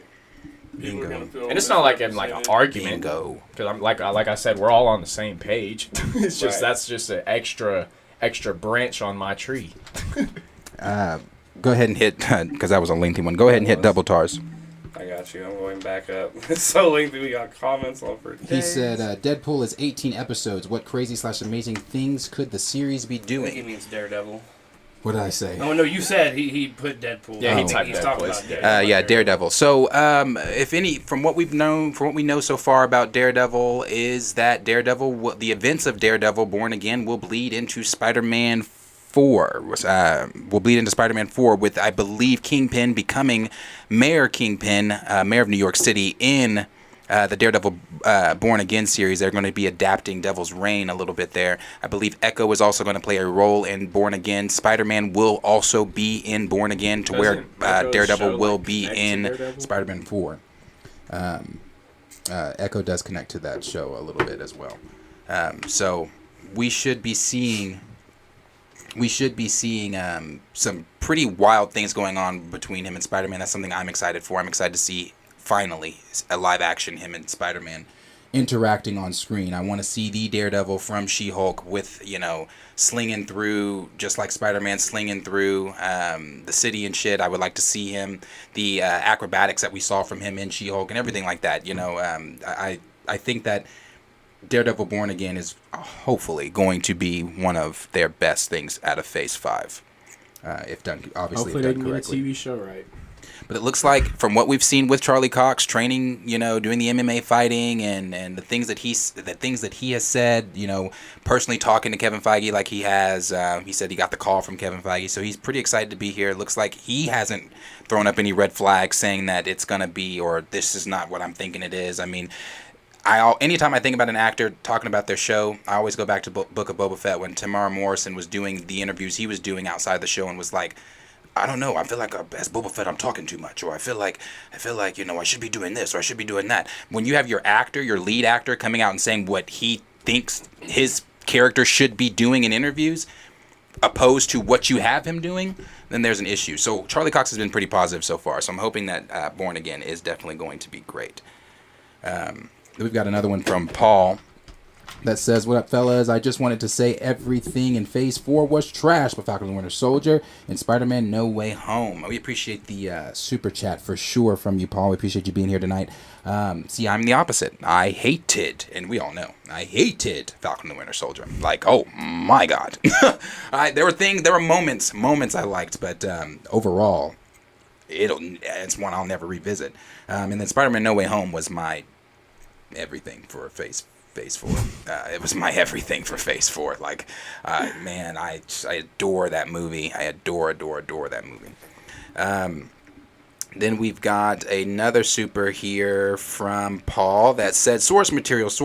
Once you stray away from that, you're getting into confusing, uncharted waters. And I completely agree 100%. Source material, be damned, is what Marvel says a lot of the time. They don't like to go off of the source material a lot of the time, and it is irritating. But one thing that we always talk about over here is how important source material is how important it is for writers and things to be in these rooms that know these characters, that know the like I always use as an example, Bo DeMayo being on X-Men 97, being on Blade, being on The Witcher like he was before he left, and things like that. Having these writers, having guys that know the characters, know where you want them to go, know what fans want to see from these characters. That's what's super important about having any of this stuff in a connective cinematic universe, and especially when you're touching comic book lore, when you're touching things that your viewers have either grown up on or read, every now and then here and there or whatever, but you're touching comic book lore, comic book stuff. That was my complaint with Black Adam. I've used this example before, how everybody was saying Black Adam was going to crush in the U.S., and I kept saying, no, it's not, because this isn't Jungle Cruise, this isn't Jumanji, this isn't Hobbs and Shaw. This is him touching a character that is beloved by millions of people. So when you have characters like that, source material and everything, because we see what they did with Black Adam. I've always said, if you go in for the Black Adam for the plot, okay, good luck. But if you're going in there for the action, the fighting, and everything else that film offers, it's amazing. So yeah, source material is key for sure. We have a lot of comments there on the conversation Oh, sorry, we got that last super chat there from Double Tar that said Marvel needs raw evil, kill everyone characters. Not everyone is misunderstood. What Yes. brutal villain should the MCU introduce and not kill Yo, I off? agree with that. Some Yes. people can be evil just to be fucking evil, right? Like, Yep. No, I completely agree. What evil villain? We mentioned Doom last. Yeah, I- we were talking about Doom. I personally wish I would have got Nightmare in Multiverse of Madness. Yeah. So that would be my vote. Yeah, so I don't know. That one I'll have to think on. I'll have to think on what villain. Do you have a villain in mind that you would like to see? Gosh, there's too many good ones. There are a lot of good ones. I mean, for me, I still want to see an accurate Carnage. Yeah, yeah. oh, Annihilus is a good one. Annihilus. Annihilus is a good one. Yeah, I don't know. I'll have to think on that one. Let's see. Let's pull it to. If we're going like, well, I guess he's talking about MCU, but if we're talking DC, I wanna read see them. a I was Brainiac curating along- them if you want me to. What were you saying? Saying if we're talking DC, I know he's talking about MCU there, but I want to see like a Brainiac, a Mongol. You know, Brainiac for sure. Yeah. Yeah. Ooh, D. Wade Cinema said, I don't think Doctor Doom is a big deal. Hey. That is That's one of crazy. Marvel's greatest villains. Can't be tissue. That is one of Marvel's, in my opinion, because he did say in my opinion. In my opinion, I respect it. Doctor Doom is one of Marvel's greatest villains, and that's why I said I'm scratching my head that he's not in Secret Wars. Trey, if you want to touch a little bit of Or I that. wish we would have got Shuma Gorath how we thought we were getting. But So D still said I've always been a big Hulk family fan, and She-Hulk was trash. The showrunners were out of their element. That's one thing, yeah. Dougie Fresh said Jessica Gal. Thrag She-Hulk is pointless, especially after that finale. Besides introducing the character, it's a useless show. Very useless. And then I've seen Elliot R. go on for a while in here saying source material, going on about how important it is to stick to the source material of these characters. Let's see here.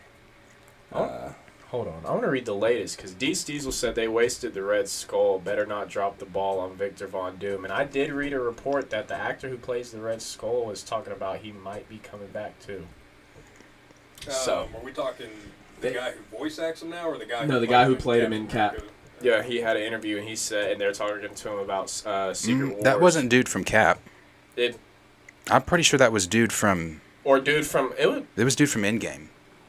Because they replaced that actor. different dudes. Yeah, he got replaced. So Neck me they're- then. so So we're it was talking about- the dude. Okay then. Yeah, So he you got saw what I'm talking replaced. about then? Yeah. Okay. Then, yeah. They did waste Red Skull though. That's a good answer. I would. Yeah, he didn't. Voice I would act like him, to he s- just- He's good. He's good. I didn't know they replaced him.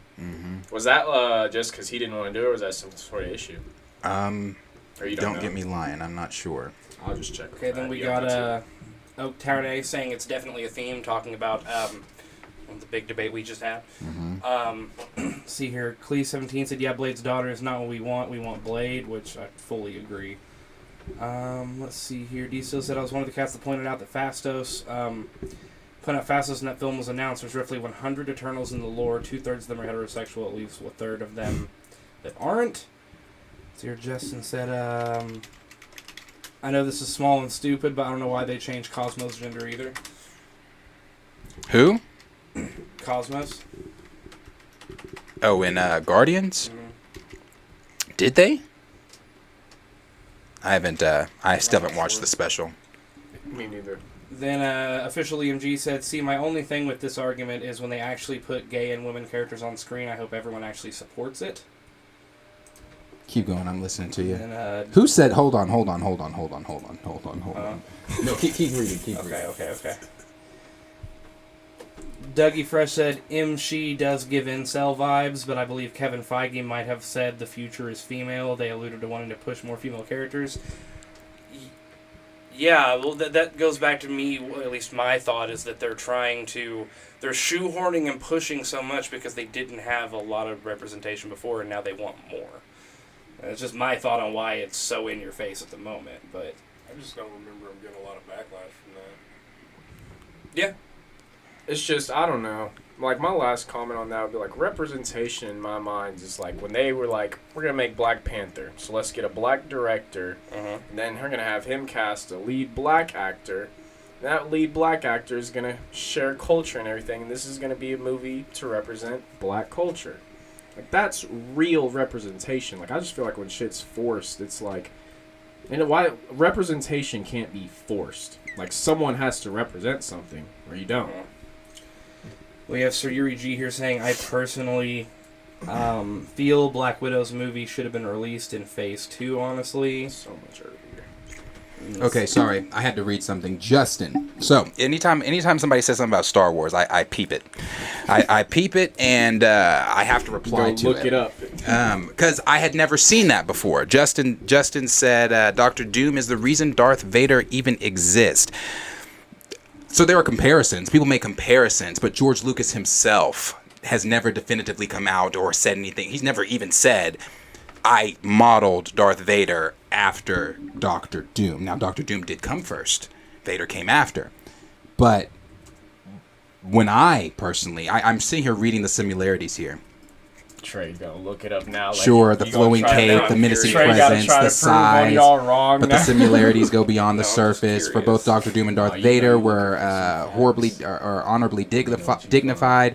Yeah, I don't know. Listen, I don't think so. I think that if you want to, you could possibly, because there are people that also say that Malcolm X and Dr. Martin Luther King that Professor X and Magneto are inspired by Malcolm X and Dr. King. That's actually a misnomer. That's not true. It wasn't until later on down the line that people started making those comparisons. So whoever's making comparisons to Dr. Doom and Vader, cool, okay, but no. Vader is Vader. Vader is Vader.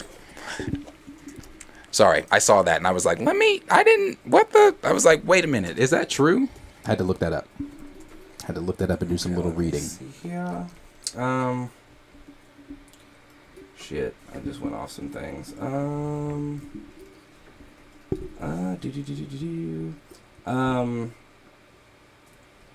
Rohan Falconer said not woman. MOM was. It was all about MOM or mom. It was all about mom, and I love that. Multiverse of Madness. Yeah, just making sure it was MOM's what he's talking about. Just want to see Wanda as Scarlet Witch. No, we love Wanda over here. I adore Wanda. Let's see Cool. here. She's cool. I've seen her a lot. The Ramus are one of my favorite characters in the Someone Black else Panther comic book franchises are Ao and Nakia, and I was excited to see them in the films. But when they showed that one scene of them, They missing, didn't. I'm They, like, they didn't do Io and Nakia at. They didn't do them justice at all. The way that they were handled, Michaela Cole, and the way that I forget girl that plays Io's name. Oh, you're talking about the relationship and Yeah, the way the relationship was handled. Yeah, that the is kiss on the head? that is front and center in Wakanda or in Black Panther comics. Like bro, whatever.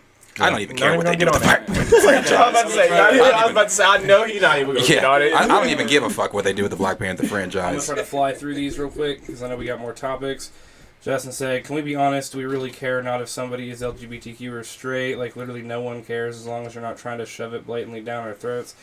I don't know, man. That sounds like No, that's wild to me. No, is he not right? I don't care if you're gay or straight. Like, we don't want to see Icarus and Circe's sex scene shoved down our face. We don't want to see any gay. That was awkward. we didn't. I want to was see. physically uncomfortable But I'm saying that goes back to like. when that shit was going Do you on. I know was like, what the fuck? who does care if someone is LGBTQ or not? Someone who is gay, someone who is bi, someone who is trans wants to see you're taking it themselves the wrong. You're represented. taking it the wrong. He's just saying nowadays we don't care like if a character's gay or straight. We don't like. We just want to see them represent like the right way. Like we don't care what they are because That I think what he's trying to also say is we need to get to a place of normalcy where it doesn't even have to be brought up. Yeah, Right, but like, it just sounds like the guys that used to be like, I don't care if you're gay as long as you don't hit on me, and that's just like that's why you got to say it that way. Yeah, but Like, Trey, when you do stuff like when you but see that's Like taking who? that's taking one person's thought and then trying to mix it with another person's thought. Like I was just reading it and being like, what is he Where did trying to you convey read that? here?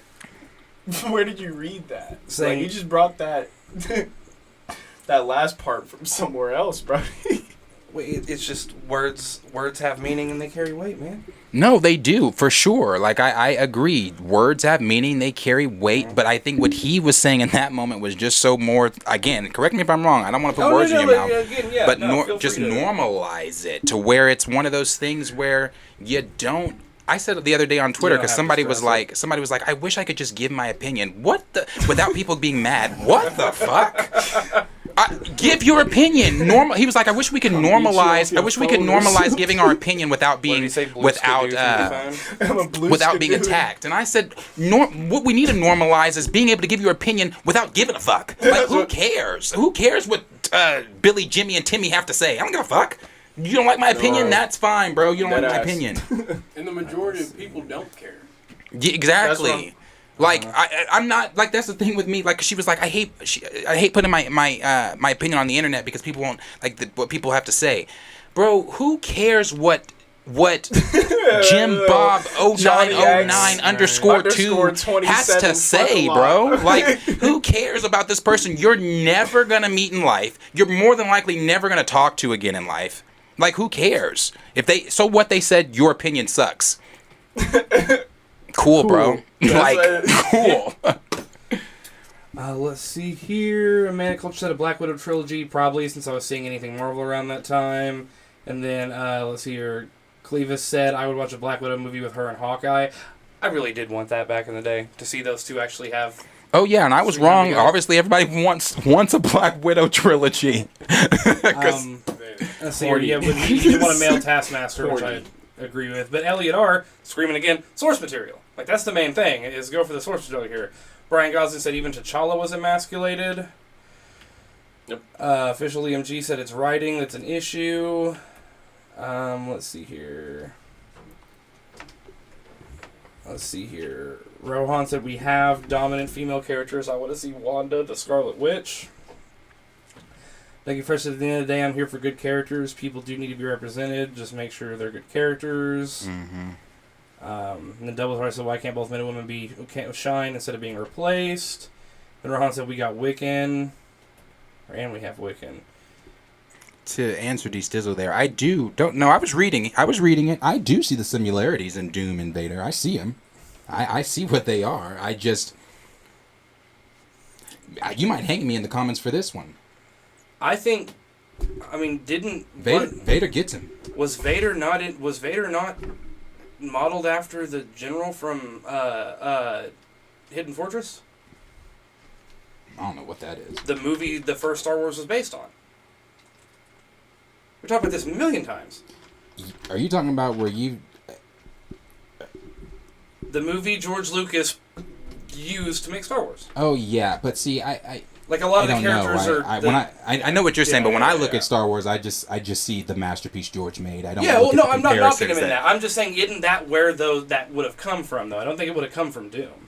Maybe the look a little bit, but I don't know. A lot of people say that. Well, I just was made known to this 10 minutes ago, but from what I'm seeing and from what I've read, a lot of people obviously make the compare, and I see the comparisons. I see the comparisons in Doom and Vader. Vader just gets him, in my opinion. Let's see here.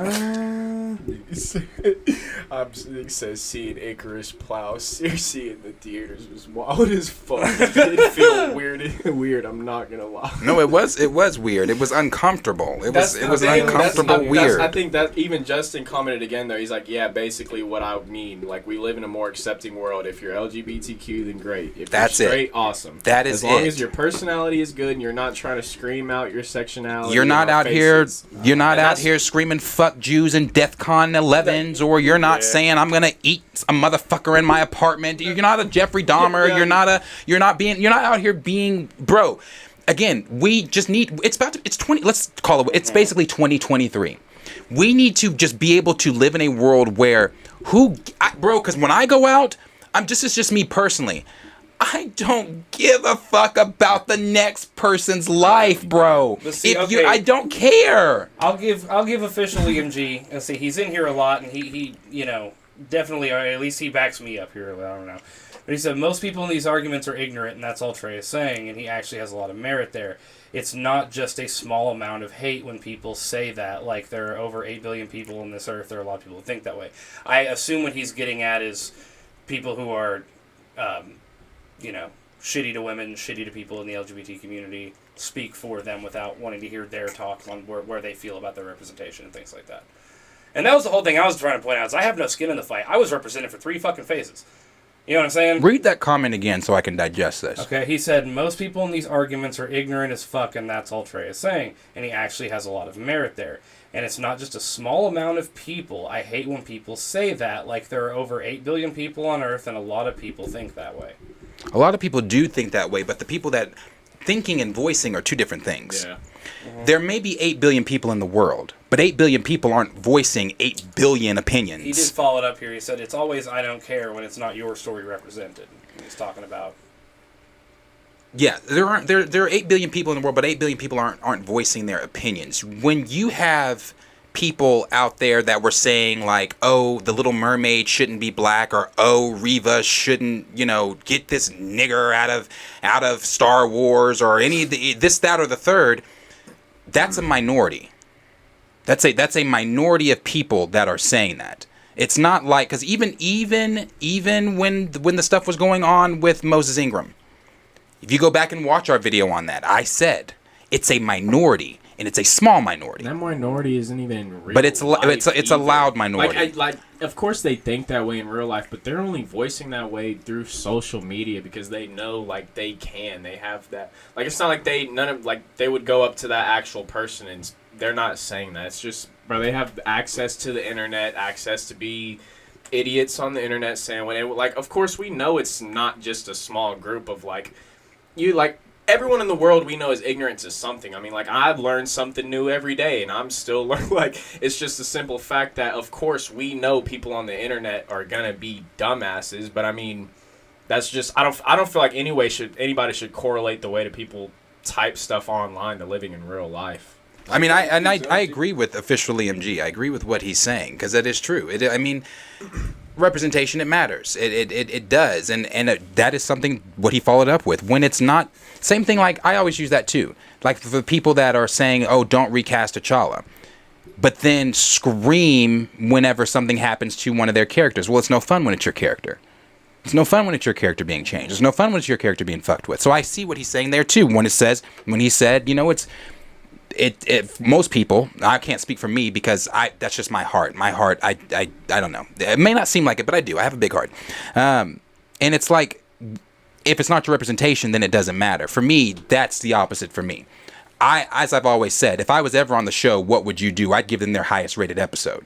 Because you're not going to bully somebody in front of me. You're not going to call somebody out their name or out their religion or whatever. I get so amped up and defensive, because what he's saying there is, like, it's easy for everyone to be like, I didn't need to see a gay person. I don't need to know that they're gay. But for someone who is gay, it's like, no, it's a big fucking deal, and you don't know how big of a deal it is or not, because you don't have skin in that game. You don't know. You know what I'm saying? Yeah. Okay, but I mean, this whole argument was invalid because nobody in this room said that. Is somebody... Well, we were talking about the comments. No, I'm just saying. Go, Levon. Is somebody who looks at the end of Thor: Love and Thunder and seeing Korg being gay, are they looking at that and saying, yep, I'm represented? Are they, by going to, by what Loki says, like, is that them feeling, is anybody looking at that and saying, yep, now I'm represented? Like, I feel like it's not, if you're talking about, they have to have these characters so they feel represented, but it just doesn't seem like if that's their idea of giving them representation. No, I get what you're saying, and that exactly feeds back into my point of you can't force representation. Like, Korg, like, okay, Korg is a rock, cool, Korg is gay. Like, I don't care about Korg, but that's like when we go to real people, like, you represent something real by someone wanting to represent it. You can't force representation. Like, you can't say, oh, this big crowd wants something, so let me just do it so they're happy. That's not representation. You're shutting a crowd up. Representation is, oh, I in my heart feel this, and I want to do it for what the people who go through the same things I can. I'm gonna represent something for them. Not just someone making a decision to shut a crowd up or like, make a crowd Loki happy or some shit. is non-binary in the comics. That's what I know, and I even said that. said that earlier. I said that. Right, but I'm saying, like, I just go for the argument here that, like, Fastos is non-gay. Korg is a rock. I don't care. I mean, if someone wants to find representation in a rock or a group tree, go for it. I don't care what you find representation in, but and like I said earlier already, my personal opinion, it's not the right way to do it. I'm gonna keep saying that there's real characters to represent real things, and there's real people who go through real things who have real stories to tell. And so when I feel like anything forced is fake, and it doesn't appease me in any way. I think the chat's wanting us to jump now. No, I want to jump. I mean, we all get it. Representation matters, and how your mileage may vary on how you think representation should be appointed, and that's what these conversations are for. That's why we sit up here and do the things we do daily with everyone, is so that we can have these engaging conversations, so that these voices can be heard, whether it be,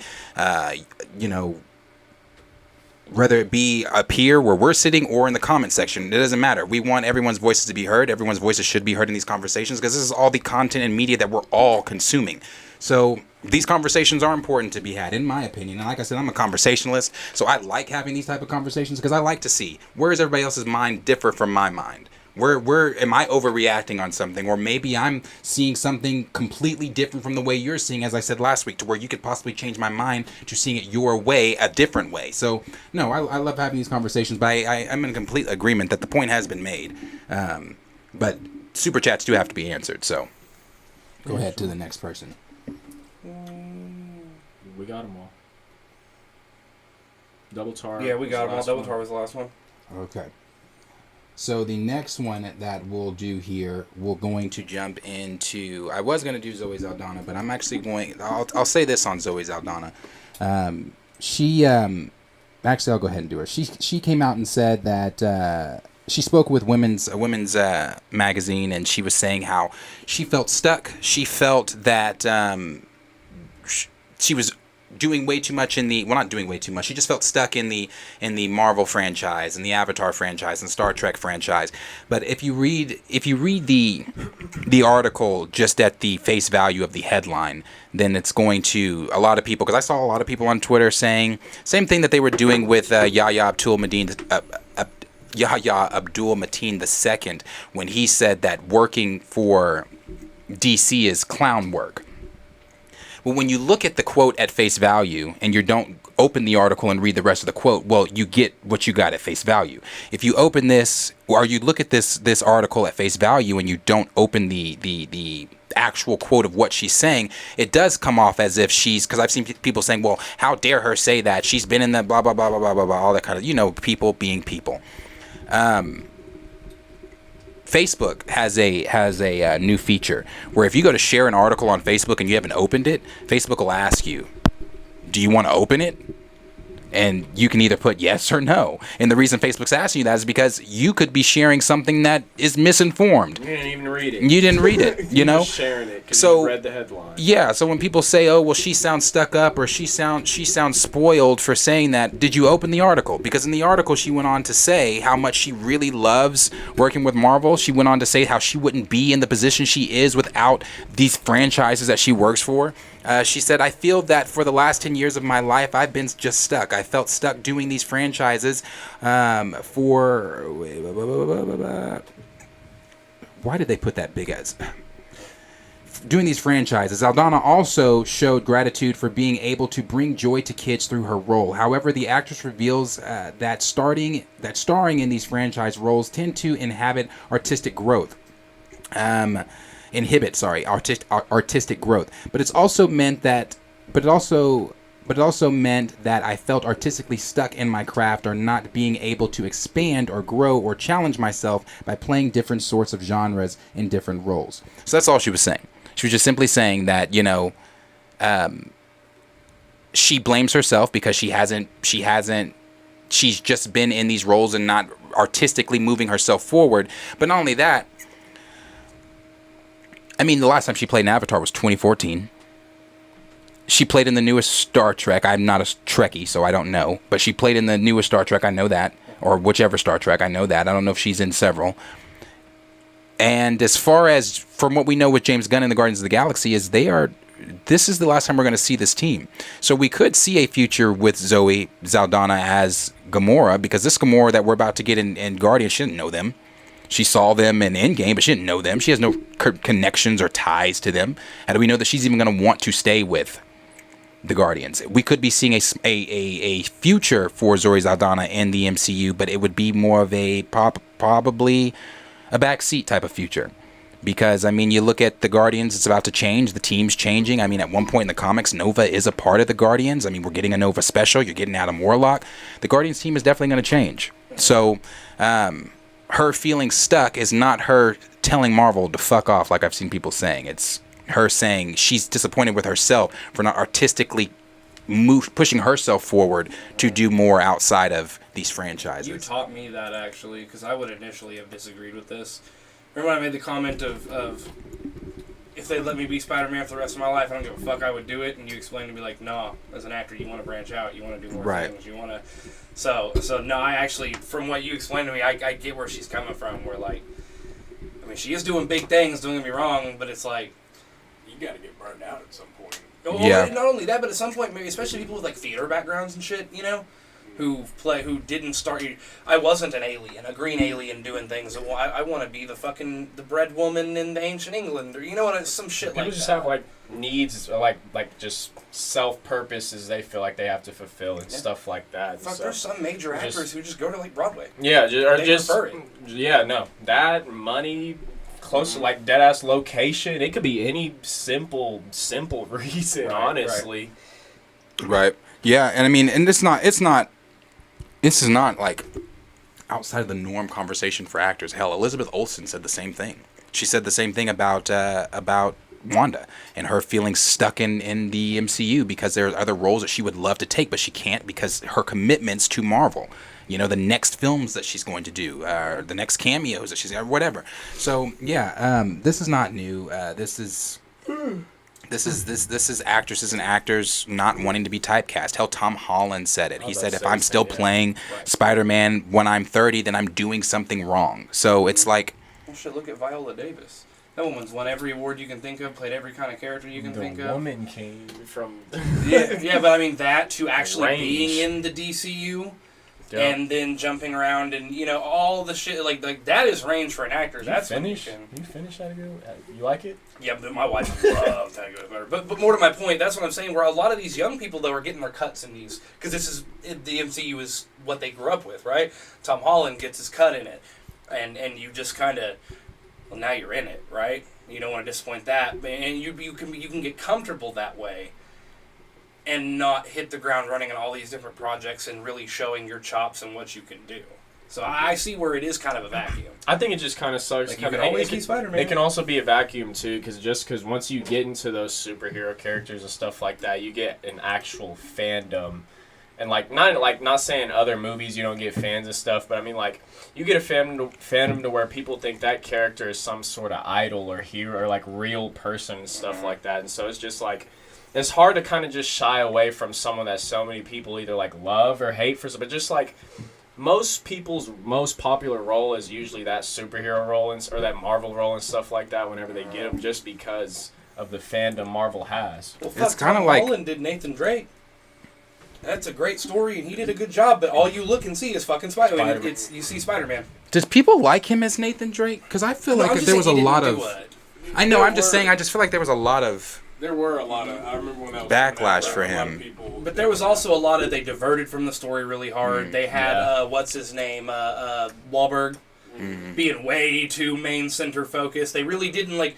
Isn't Tom's character the main character? Yeah, okay, yeah. I thought so. Uncharted, it's like a God of War. It's a cinematic video. Right. They have a great fucking story. Is that the one that they've adapted to HBO Max? No, that's it The was Last of Us. The Last of Which Us. the Yeah. trailer looked Hey, fucking bro, it's about- fantastic. It's It's my best video game series of all time. But these two series, The Last of Us and Uncharted, made by the same people. Okay. And but they're narrative driven stories. All you got to do is adapt the source material. No, Uncharted's But, like, game. they the fucked that game movie storyline is lit, but like I was about to say the same thing. They They got- fucked the movie. The up movie just wasn't fucked diverting because so of much. Tom Holland. There was a multitude of reasons. But even when I watched it, I could tell he was doing a good job acting. Like, he's playing a character, doing a good job on screen. But even still, I was like, that's fucking Peter Parker. Yeah, that And Uncharted I movie hate probably to would have do did a lot that. better with just like randoms casted. and I mean, stuff. I feel for Tom Holland, just like I feel for. I mean, people are making good points too. Like D Stizzle said. I mean, I see that point too, but I also see where they're coming from as actors and actresses. I mean, we're not in those roles, so I can't really say. But what he just said, stuck making millions, working on these projects, and we had Not Again 90 said she's stuck in the place of most of us commoners would love to be in. 2 major franchises from MCU to Avatar, but she's an actor, so for her, it's exactly that's what I was saying. It's entirely different. They like to express themselves. Yeah, like it's Well, that's how I used to think, and you hit me with a good point. Like, no, if you're an accomplished actor, a master of your craft, you want to stretch your wings and do what you can do, right? Right, Like, yeah. You want to see... I mean, sure, yeah, Tony Stark is Robert Downey Jr. Robert Downey Jr. is Iron Man. But I know him from multiple other movies because he's a prolific actor that has a lot to go for, right? I only know... You know, for her, yeah. And it I is. feel when I bad. see her, it's like, oh, Marvel and fucking Avatar. I feel bad for Tom in ways. And the reason I feel bad, yeah, in Star Trek. The reason something else too. Anyway. The reason I feel bad for Tom is because he wants not to be known as Spider-Man, but I don't. When I look at Tom, he's Spider-Man. He's dating Zendaya too. Done made his movie relationship real. Like, He's one of the range to do that. But see, shit that's in the real life. difference. Yeah. Like, Everybody forget that he's Spider-Man. yeah, because but like, dude, It probably Zendaya really is fucking- Spider-Man. I don't want him. I mean, but you knowing look this at what Tom shit. Holland does, though, bro. You look at him going to the children's hospitals in the Spider-Man costume, visiting them, like the premiere of Far From Home or Homecoming. He showed up in the Spider-Man costume. Bro, if you watch his little if it is little interviews or just his little GQ YouTube videos and stuff like that, where he gives like a house tour, like the 21 Questions with Tom Holland, he gives off Peter Parker vibes in all his interviews. Like just a little geeky, nerdy, but like I also really like like Tom. the I love sociable person who can just talk and talk your ear off, but it's like he's I not love him. talking your ear off because it's fun conversation. He's just entertainment. But I'm saying he's just like a lot of like. He came from the theater background. That's why he can do all this. Oh, he can. Oh, I don't know if y'all have seen the brother dance and like sing. Oh, Have you seen the umbrella The skit? umbrella skit. Oh yeah, the bro. umbrella skit. yeah. The Motherfucker umbrella got skit. down, No, dude. you say what you want. That motherfucker killed that. No, I know shit. what I'm saying. He got fucking down, bro. Like, holy He shit. killed umbrella. Zendaya was Vibe. like, holy shit. Bro. Like, he came prepared. No, he did. He did. He So, did. you wanna, And it's but not. I feel like that's a theater kid thing. It You is, can't bro. go halfway on shit. It's I'm either No, going yeah. all fucking in or I'm not doing it. So he comes in the full dress, doing the fucking like, man. Yeah, no, and I agree with what Brian said. We got to learn as a society to separate actors from characters. Tom Holland isn't Spider-Man. No, He that's literally obviously. we scream that with Yeah, we scream that with Chadwick and That is T'Challa. such a weird thing Like- too, though, because some actors. But they carry embody through multiple- they embody sometimes that character so well. Like don't get me wrong. If they were to recast Spider-Man, would I say, "Oh, damn, no, Tom Holland"? No, they recast a Spider-Man. Something happened with Tom Holland. Okay, they recast Spider-Man. I mean, hell, we've had three. We have three. So it's like I definitely get that. But when I see Tom, obviously I know he's not Spider-Man. It's just He's so close to Peter Parker. he's so good at portraying that character that when he's off screen, he's still sometimes not in every interview, because the interview that I watched where he did that interview for No Way Home half naked and half asleep, he was definitely not Peter Parker or Spider-Man there. Yeah, no, that's the one where he had that blazer on and he was like late to the interview and he only had on like that blazer, and then he stood up and was like, "You want to see what I'm wearing down below?" I haven't seen Yeah, you haven't one. seen that one, or look that one up. But yeah, no, I don't think I want to. He's not Spider-Man, but at the same time, he does a damn good But job I'm saying, of being but that on a character. personal level, for an actor too, like look at Zoe here to bring it back to focus. Like, you know, she was in Avatar. That was such a big. I mean, you're in the most successful movie ever made at the time, right? Then you jump into the MCU, but like, I get where it's stuck, but it's also super safe, right? Like it's that I can pursue my dream, or I can just keep my 9 to 5 that pays me well, right? She's getting paid well. It's that you can always be Spider-Man. You can always come back. You know, these movies are always for you, but you want to leap and try. You know, she wants to push herself, feel like she's doing more, but no matter what, she's always got these. And you feel stuck in that. Like, why would I leave? Every one of her movies is like some of the best-selling. She's been in like the best-selling movies ever made. That's what I was going to see. Top like 5 list. She's in fucking all of them. Avatar: Way of the Water coming out. It's gonna be another big one. The next Guardians movie coming out. It's gonna be a big one. Like, Yeah. I mean, you're literally top of the chart. Everyone is me, but at the same time, like she's not stretching. Yeah, I know because like I mean not to relate everything to sports, but I mean like it's just like an athlete. Like sometimes you got everything that like some people think you may want, or sometimes there's just things that you as a person. You want to go play for this other team. You want to go play this Challenge different yourself. role. Yeah, you just you want to just you just want to change the scenario, something different, a different pace, different. Shit, see if you still got it. Like, And yeah. Zoe's great. Zoe's great in these. Yeah, see, sometimes it's great people seeing if they can be great in other areas too. Let's go see if I can go be great here too, and go be great here and Stephen here and here. King's him using a different name. I've heard about that, but I Best-selling don't. I'm author not Stephen too. King. He went under a pseudonym and put out books unrelated to him at all, because he was like, "Are my books selling because I'm King, or are my books selling because they're good?" That author, they were arguing, is this author, this new guy, better than Stephen King? And he's like, "Haha, it's fucking me!" Like, Yeah. I do still have it. That's And like I said, Zoe's great see, you still in got it. everything that she's in. Well, not. I mean, she's. I first saw Zoe in It was Drumline. for me. It was what? Drumline? Drumline Okay, for me, I because get she's that. Nick Cannon's. What's Nick's name in Drumline? She's his boyfriend. She's a cheerleader. She's on the. It's a black college. What is that? Fuck. It's the. You know what team? They're not cheerleaders, but you know what they are. She's on that team. So yeah. Guess who with Bernie Mac? You know, the steps. Stomp team. They're not the Stomp team though. What are they called? Was it the? Are you talking about the?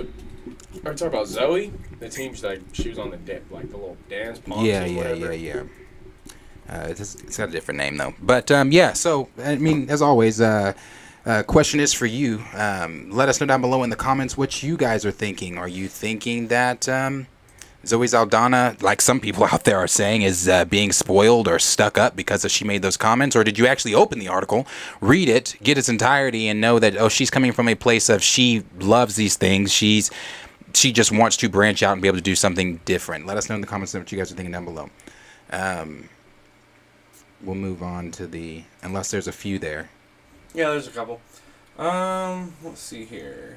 Sorry, you got me researching this fucking Darth Vader shit now. You got me curious too. Yeah, I told you not to type this shit in because I knew you were gonna try. Raymond to said Toby I literally said that. is I did the same the thing, too. I was Spider-Man. curious. Raymond Andrew is the Spider-Man. Andrew Garfield. So, let's see here. Brian Gosling said, yeah, no actor wants to be typecast for just one role forever, but it can ruin careers, especially if the franchise doesn't take off beyond the first 1 or 2 that you do, but you're stuck with that. yeah. Ram 2000 said, now I'm mad. Don't go to Broadway, Zoe, don't do it. Diesel said James Gunn apparently didn't like Richard Rider. He actually touched on that a few days ago. Somebody asked him why he didn't. I'm not gonna lie and say what he said because I didn't read the article, but I did see the headline. He was asked about it and he gave a reason. I'll have to find it. Dougie Fresh said an MCU role is a gift and a curse. Yes, that's what I was gonna read earlier. That is true. Not Again 90 said she's stuck in the place most of us commoners would love to be. 2 major franchise film, MCU to Avatar. She's an actor, so for her it's entirely I thought so. different. Yeah, he They said like it to a few express days ago. themselves. Dougie Fresh said maybe they should recast. He said he was just too big of a character, and he seemed to, I don't know. Oh, I didn't want to. This is what James Gunn said about Richard Rider. He's just too big of a character, and he seemed to, I didn't want to from the beginning when I came on board Guardians. I didn't want to have two human beings, Guns explained. Peter Quill, a.k.a. Star-Lord, serves as the focal point of the Guardians of the Galaxy films after having been abducted from Earth by the Ravagers, blah, blah, blah, blah, blah. He then said... Since the Nova Corps played a prominent role in the first Guardians film, many fans suspected Nova would appear in the future. Oh, that's not him talking. He said, I wanted to have one human being so that he could be surrounded in this world of aliens. And then we realized little by little that all of these characters are the only of their kind. They're the only human being to them, you know? That was it. That's all he really said on it. So basically, he just didn't know what to do with him. He was too big. So Raymond 2000 said Uncharted sucked. Agreed. Brian Goss said, plus we ended up the problem where the fandom, where they can't separate actor from character, aka T'Challa and Chadwick, so I understand Zoe. Dougie Fresh said, I liked him in Uncharted, but I've never played the game, so... Yeah, I mean... It is one of them things that, like, especially with being so narrative driven, you know, it's like if you love a book series and then they Aragon it, like, you know, if you've never read the books, you won't know how bad it is. Not Again 90 said we didn't need that Uncharted movie, to be honest. Profess the Film Stand said not really. Dwayne Cinema said The Last of Us looks great. Not a fan of the actress they cast as Ellie, but who knows? Maybe she's our Ellie. Oh, bro, Miss Mormont? Yes. Miss fucking Mormont, bro. No, She said, and you refused the call. They casted, I think, a great... Yeah. Have you seen the trailer yet? Mm-mm.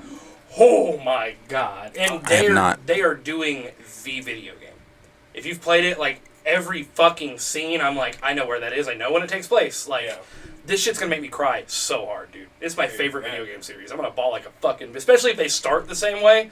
As a dad, with a daughter, I will not be well. I will not film myself watching that, dude. Have you played them? Yes. I haven't played the second one, but I've played the first one. So you know how it opens? Yes. Yeah, fucking break that was a great game all the way through. Raymond 2000 said, but on the other hand, it goes back to the recast situation. We look at actors, the other characters, instead of seeing them as actors playing these characters. Brian Gosling said, that's rough on Tom Holland. That's why T'Challa can't be recast. Mm-hmm. D. Sizzle said, she's been in the game for a hot minute. Mm-hmm. Only One Tubing said, I want Nathan Fillion as Nathan Drake. Gray said Harrison Ford could move on to the other roles after Star Wars. Mark Hamill and Carrie Fisher couldn't. Yeah, Mark Hamill's career was kind of fucking interesting for a while after Star Wars. Yeah. In the 70s and 80s, because everyone's like, that's fucking Luke. Like, you know, I didn't know for the longest time, and I've seen Star Wars anyway. For the longest time when I would watch episodes 4, 5, and 6, I would look at episode 4, then look at 5 and 6, and be like, why the fuck does Mark Hamill look different? But it's because he got in a car wreck in between episodes. Like, he had to have reconstructive surgery on his face. And there was stuff. But if you look at episodes 4, like, him in episode 4, he looks different than he did in episode 5 and 6. And I was like, oh, damn. I've always wondered that. I just thought, no.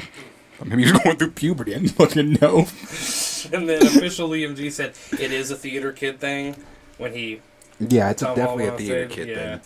I think him and probably Gaten are the two big. Gaten must. I can't pronounce his last name. Chalamet. Don't forget Chalamet. Timothy Chalamet is a theater kid, and he is damn good.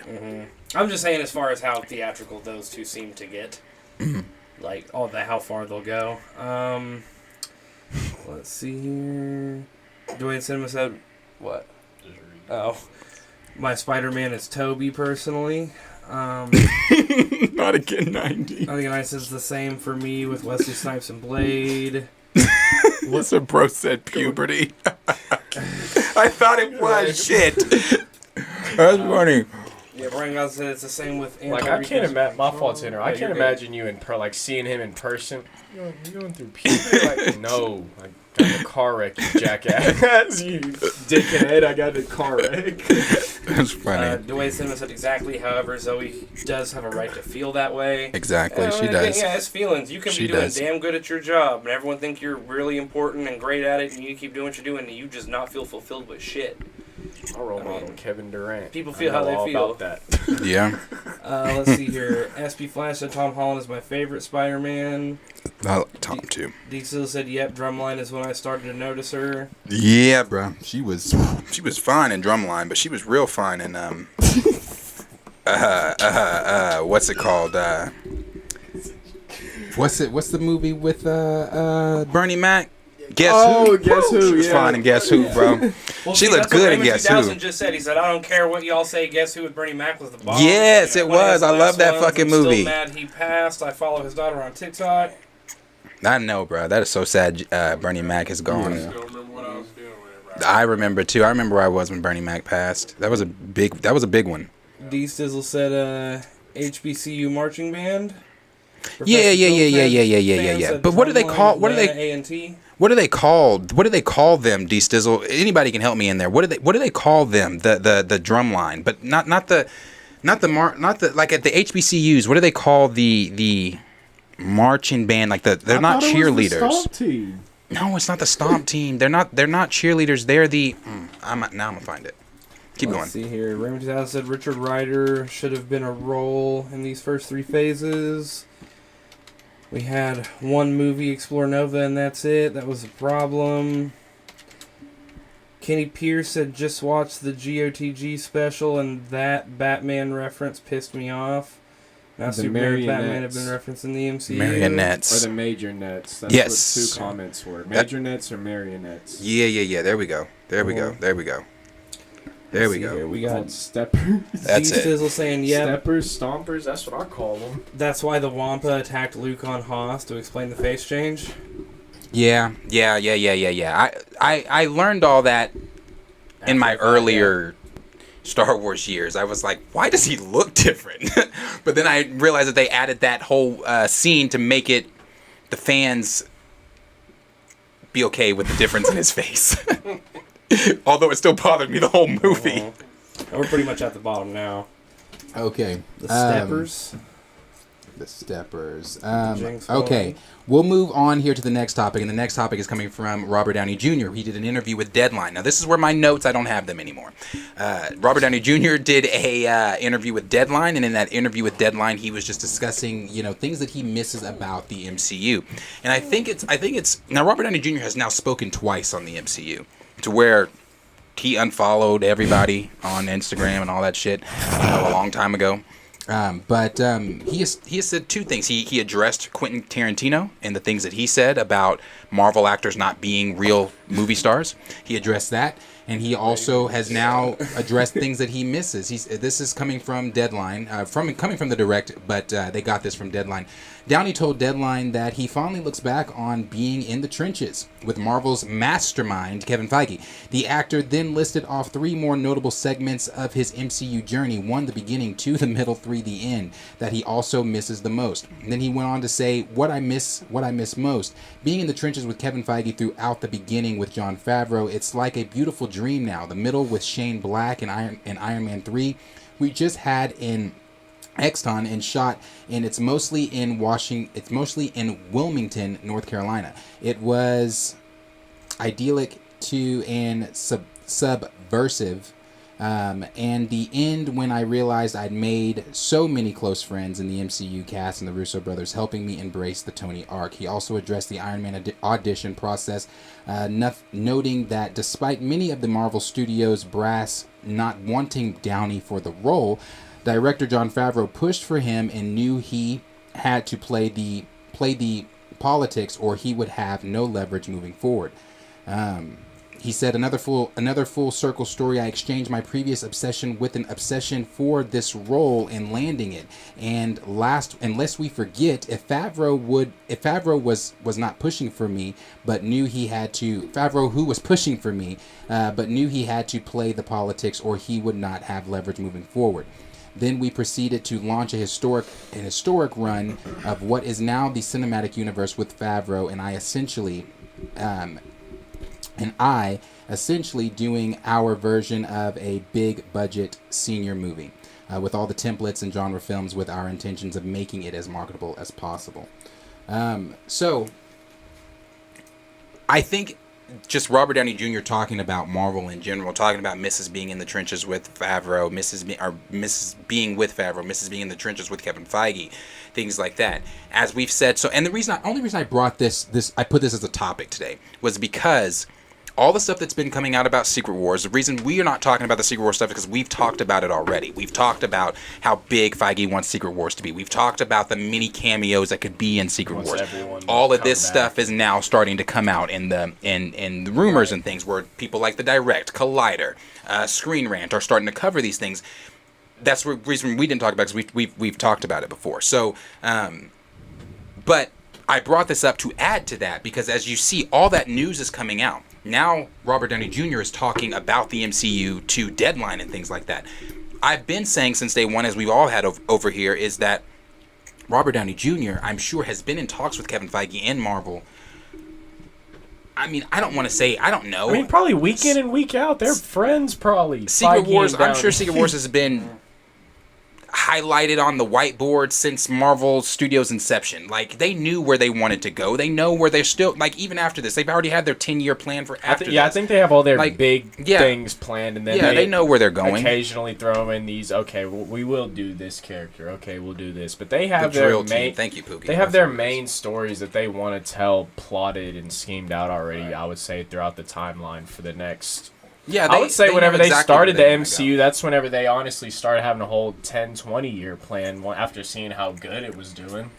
Right, and I always bring up that interview after he left after Endgame with Joe Rogan where they literally talk about this exact moment. Yeah. Where he's like, I wouldn't be back unless the story made sense and it was a big enough deal that my character... And that's why I always say, what did Joe everybody... Rogan say? He said, what would be the biggest thing in cinema history is for, after all this time, we're doomed, the Earth is doomed, a portal opens up, and fucking Tony Stark comes walking out. And you're smoking dick if you think he hasn't already had these talks with Marvel. Like, Secret Wars is a giant. It's a giant, bro. Like, I'm telling you, like, that's the one I'm most trepidatious for. Like, I get it, Phase 5 and Phase 6 are supposed to be amping up. I'm scared. I'm scared for Secret Wars because I love that story. And it's a Herculean task. And we, like they point out in the article, we ain't got shit so We're not far. on a good start. I was about to say, we're not on a good That's start. leading toward it. So it's like, in order for that to happen, you gotta have names like Robert Downey Jr. But Iron Man has to be back. Captain America Evans has to be back. Natasha, Black Widow, like all these, they have to be back. So it's like, I think that this interview, coupled with all the news about Marvel wanting big, heavy name hitters like Tobey Maguire, Hugh Jackman, etc., to show up, Robert Downey Jr. will be back. We've talked about it. Yep. He's coming back as Iron Man. I'm sure they've had that conversation. He just mentioning being in the trenches with Kevin Feige, like going through it in the beginning with Jon Favreau. So yeah, bro, that interview that you bring up all the time, Trey. That's the perfect example. It's, he has said, if I do, it has to be something that, it has to make sense. It has to make, whatever.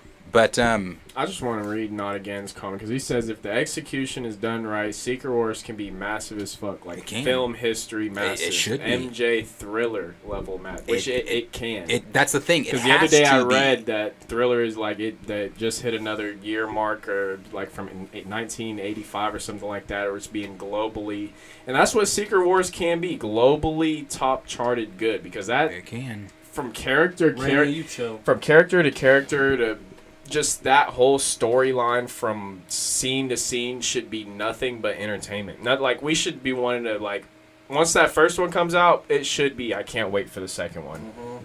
What have we gotten so far that is leading into Secret Wars? I mean, obviously, I think the first time we saw Skrulls was Captain Marvel. Right? And then was it an end scene where they had I think it was Nick Fury and what's her name? Hill. and they're driving and they turn into scrolls, right? Oh, at the end of At Spider-Man. the end of the second Far From Spider-Man. Home. Is that what Far it From Home. was? Yep. Okay. Yeah, I mean, is that the only... It's the one where they say Fury's been off-world. Is that the only Yeah, like, is that all we've gotten so far? from Scrolls? We're gonna get a lot in. We saw him at the end of WandaVision where she told Monica he's up there talking about Nick Fury. I'm assuming. Saw the agent and Spider-Man. Shit, we're gonna. What's saying that Nick Fury's Fury off-world. series we're getting again? Secret Invasion. Secret Yeah, that's where Invasion. we're really gonna get it. Secret Invasion. Secret Yeah. Invasion will set it up. Secret Invasion is where we should. It's just like I said. It's. I mean, even with Secret Invasion though, that's another one where, from what we've seen in the trailers, tone of that one has to be. There's just certain. To go back to what you said at the beginning, what have we gotten that's leading us to Secret Wars? That's the biggest issue with Phase 4. That's the thing that we all knew about Phase 3. We knew where we were going. We all knew where we were going. We know we're going to Secret Wars, but I can't tell you how the fuck we're getting there. I have no idea. Can't show you. With Yeah, the things they've given us. Either. I don't know can't because tell it's you, just I like, can't show you. yeah, they have to lay this out a little bit more. So I'm not sure. We know Secret Wars is the end game, but Hell, we knew from the fucking Phase 1, Avengers 1, Thanos put the... You know what I'm saying? We knew right away. Oh, shit. Raymond is the funniest. yeah, I'm Chat. telling you. yeah. So that's my thoughts. Said Bieber's baby. That's my thoughts on, or our thoughts rather, on Robert Downey Jr.'s. Hey, Justin Bieber's baby did numbers though. It wasn't that mid. So that's our thoughts on Robert Downey Jr. coming back into the MCU and things that, or not coming back into the MCU, but his recent thoughts on the MCU and things like that. I do believe it is an inevitable,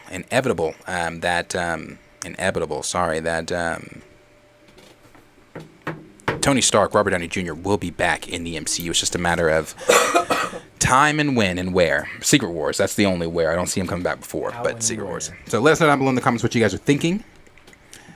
And touch on that real quick. Let's see here.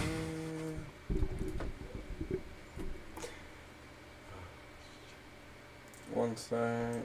Because we still have Don Cheadle. yeah. And Mhm. go ahead, because I want to get to Loki. That one, I want to see their thoughts on Loki. Okay. He can still work with Marvel behind the scenes. He doesn't have to be on screen anymore. That's from D. Stizzle. He also said, just like Hugh, he's old enough to be some of the fans' granddad. Let that man retire. Gray said, beep, beep, beep. Sounds like the Binks truck's backing up to his house. Oh yeah, they are definitely tracking that money truck. Brian Gosling said, I can't with Deshaun and his comment about smoking. And then right under it, Gray says, smoking what? I'm telling y'all, that's what it is. Let's see here. Not again. 90 said the execution is done right. Secret Wars will be a massive, like film. Oh, you read that one. Diesel said if Ryan directs Secret Wars, all the non-blackmail heroes will be safe. Raymond 2000 says Secret Wars is gonna suck. Raymond. I've heard them call that chill spot passionates. I've heard that too. Just like I've heard, I don't know what the fuck they call them. Go ahead. Brian Gosling says Secret Every Wars day. has high expectations. That's just something where, like, around the country, every state got a different name for them. Brian Gosling says Secret Wars has high expectations. Will it deliver? I want to say yes, but I don't know because some will just automatically say it's the best Avengers. Oh, y'all know I ain't gonna get up here and sit and tell you that unless it actually is. I really want it to be, man, so bad. Dwayne Cinema said, I personally did not like how Logan ended. Wolverine's ending could have been better, just saying. Graham 2000 said, I'm telling you, we are having all these expectations and theories and Secret Wars. Oh, well, we talked about that just to be with baby. Executive Judge said Secret Invasion is going to set what up? Secret Invasion should set up. I mean, The body harvesting, fucking, Yeah. You'll see that certain people are Skrulls, hopefully. that's one of my You gotta questions. they gotta get the Illuminati established, right? Unless they just take them out completely. That or they've already shown one form of an Illuminati. I mean, they do not have enough fucking time to establish the Illuminati on Bro, this. They I do not. again, my worries for Secret Wars. Yeah. Okay? My worries for Secret Because ain't no Wars. goddamn way Reed Richards is gonna show up in the MCU out of being in the quantum realm for fucking 60 years and go. No "We need the Molecule Illuminati," Man. like No Illuminati. No Cabal. No. Nothing. Yeah, I mean, No, nothing. All right, I'm no gonna- T'Challa anymore. I mean, there's so many no's. Incursion's already starting. Like, Like, there's a lot. Gray said, man. "Well, there goes Rhodey. No Ryan X-Men. Coogler The fuck? does it." yeah, that's why you got 2 mutants. You got Chris Hemsworth's Thor. You don't know. Thor plays a big part in Secret. I don't know, bro. I don't know. If it's still one film. Hulking right now. All right, yeah. So Gray said, "Well, there goes Rhodey if Ryan Coogler does it. If all of a sudden Rhodey starts doing long, important dialogue we haven't seen him do before, we know the fix is in." Diesel said, "Wolverine's my second favorite superhero since I was a kid, and I don't want him back. I prefer New Blood." I agree with you, D Stizzle. First impressions are lasting impressions, and I did not enjoy 838's Illuminati. At all.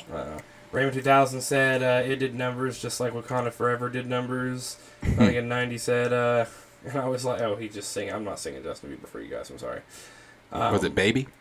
And I was like, yeah, I'm not gonna go into that. Baby Why was not? it like Chill Spot Why said. not? Baby was a I can't bop. fucking sing. Baby was That's a what I'm bop. saying. Should Yeah. did numbers. How did Yeah, and then only one tubing said he is inevitable. snap? Yeah. Ant-Man 1991 said Marvel's gonna really have to step up their game if they want Secret Wars to be the best Avengers movie ever. Agreed. Raymond 2000 said we're gonna see Secret Wars be Crisis on Infinite Earth from the Arrowverse. What Luda say? There was nobody that compared to my baby, and nobody came to that could ever come above. She had me going crazy. That was the shit. Are they still filming Loki? I'm not impatient, but I'm starting to wonder. No, we're about to get on Loki. I can't wait for y'all. I want to hear y'all's thoughts so bad on Loki. Raymond 2000 says Secret Wars in an Arrowverse crossover. Officially, MG said I think Secret Wars is getting pushed. Oh, it is. Yeah, Raymond 2000 It says better. Secret Wars is going to be the quality of a Disney Plus show. Raymond, shut the fuck up! Officially, MG said maybe push some years. Chill Spot, aka my husband, is Thunder. Said Baby was a bop back in the day, just saying. Bro, I wasn't It a was. fan of Justin Bieber when he came out, and then my buddy showed me the documentary of all that little fucking, us refining him and all that little, Never say never. Put a title on it. Never say never. The documentary. Damn, Documentary. I Yeah. try to fuck with him, like. That documentary. I saw that shit in Justin Bieber theater. For the game. Yeah. I saw that shit in He theater. invited to the cookout. That documentary is actually a very good documentary No, it is. on It's goated. yeah, on how he was discovered. Yeah, That shit Yeah. is goated. Sold at Madison Square Garden in fucking, 5 minutes? like literally. Yeah. Let's see here. I disagree with all at the beginning when everybody was like, "Oh, he's the next Michael." No. I'll slap the. Next, Mike. Okay, let's see here. So Dwayne Cinema said, when will Marvel/Kevin Feige announce the Fantastic Forecast? It's coming. It's Is it? coming I mean, it's eventually. coming, but it's bro. I when wasn't is that? saying that with high hopes. I'm Phase just 6? Probably. Phase 6. Niggas was calling Justin Bieber the next. Probably the next D23. Who the hell said that? Yeah, we do have that long to wait for Fantastic Four, don't we? It's Phase 6. Who the hell Fuck called me, Justin Un- Bieber the next Michael? A lot of people were. A lot of people was like, "Oh, unless they do the whole about white. Spider-Man T'Challa thing where they introduce them outside of their film." Let's see, your executive judge said I'm Don't pretty know sure that. they're making some changes in polish Phase 5 and 6 right now. Hopefully Secret Wars pays off beautifully. We can hope. Fingers crossed. We don't want them to do bad. Oh no, I want come on. I want Secret Wars to be like the shit. Raymond Dad said that should have been the next big culmination. We're already in 2023. Time's ticking. Officially, if G said, why can't we get new black talent? Because why does Ryan have to be over everything black? Like, it's more black people No, out like there. for real. I'm tired of seeing Nate Moore and Ryan Coogler attached to every black character. All right, now everyone's going Justin Bieber talk, and I'm never going to catch up because they keep talking about Justin Bieber. So if you want to jump into the next one. Yeah, the Biebs. All right. You got Biebs Feebs. So Fever hit.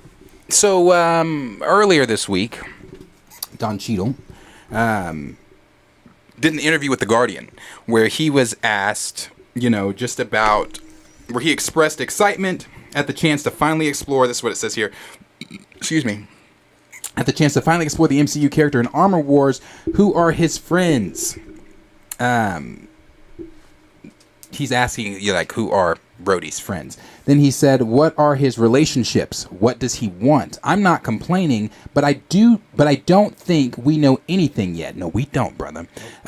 Cheadle teased that Rhodes, aka War Machine, will be explored deeply in Armor Wars, joking that fans will even learn what side of the bed he sleeps on and what his favorite ice cream flavor is. He's not joking. We're gonna learn that corny shit. No, and you know what? Here's what I will say. We've been talking about representation in the MCU. We've talked Rhodey, Don Cheadle's War Machine for the longest, and how he's always just coming into MCU movies and telling stories, off-screen stories that we never got to see of War Machine's missions or things that journey or things that he's on, but we never see them. We always just hear it's like, boom, you're looking for this, you know. That's it. It's all joke in Ultron. Exactly. Yeah. That's all we ever see. We never have seen anything from Rhodey, and something we've always talked about is when we've shown before here on this channel. You can go to IMDb and look at it yourself. You can look at the MCU's time within the character screen time within the MCU. I don't exactly. Somebody might be able to help me in the chat. I don't exactly remember what Don Cheadle's time was, but I know it's vastly low. It might be 50-something minutes. I think it might be lower than 56. 56 is one of them, I feel like, for a black character. But with that time that he has on screen, or the lack of time that he has on screen, like he said, we don't know his friends besides Tony. We don't know his relationships besides Tony. We don't know, like he said, his favorite ice cream. Hell, I can tell you what Wong's is. He likes the hunk of fucking funky something chocolate chip. Exactly. Exactly. I can tell you that. What can you tell me about Rhodey? Not shit. Crickets. Nothing. That's like that. That's all we know about Rhodey, bro. We don't know anything about him. So I think that's what. Yeah, that's 7 films, 1 series, 52 minutes. And okay, 52 minutes. 52 minutes. 52 minutes really and 15 seconds is what he had in the MCU. I gotta know. So 52 ain't ever gonna leave my mind. So it's really one of those things where it's like, this is way overdue. This is something, again, for everybody that has been saying, I say this all the time, every time we talk about this topic, for everybody that comes in and says, well, stop crying about T'Challa because you have stop crying about black representation in the MCU because you have black representation in the MCU. Well, this is a black actor who plays one of those black representation moguls that we have in the MCU. That's saying... literally telling us we don't know shit about him. He doesn't know shit about his own character. Unless it's source material comic stuff, but within the MCU, he can't tell you shit about his own 52-minute and 16-second, however many second character. Why? Because he hasn't been on the screen. And it goes back to that representation conversation, where representation does matter, where we do need to be seeing these black characters on screen. We need to be not just the black characters, but going back to that conversation, not opening it, but going back to that conversation. Every avenue needs to be represented. Every box needs to be checked. So when you've got Don Cheadle coming out, an actor like Don Cheadle to his caliber, coming out and saying like, nah, I don't know, we don't know anything, like who is his friends, what relationships, you're going to learn this about him, you're going to learn that about him. I'm glad, but it's overdue. I am glad.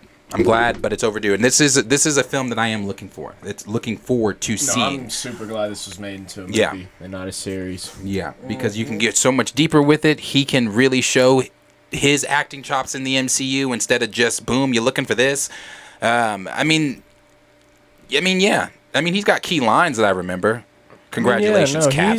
You're a criminal. Like Iron Man's sidekick. He's the most prolific character sidekick. He's got some lines and shit. I think it's even like in the second Iron Man when he comes into the bar and is like, here he comes into to Tony Stark's house and he's like, come on, Tony, got the shit, you know, and they have their little back and forth. Like he's been a character. Was that but Infinity War when they all finally come back from running on, like they find Steve and all them, and he has the little AI shit set up with Ross back at the lab and Yes. everything?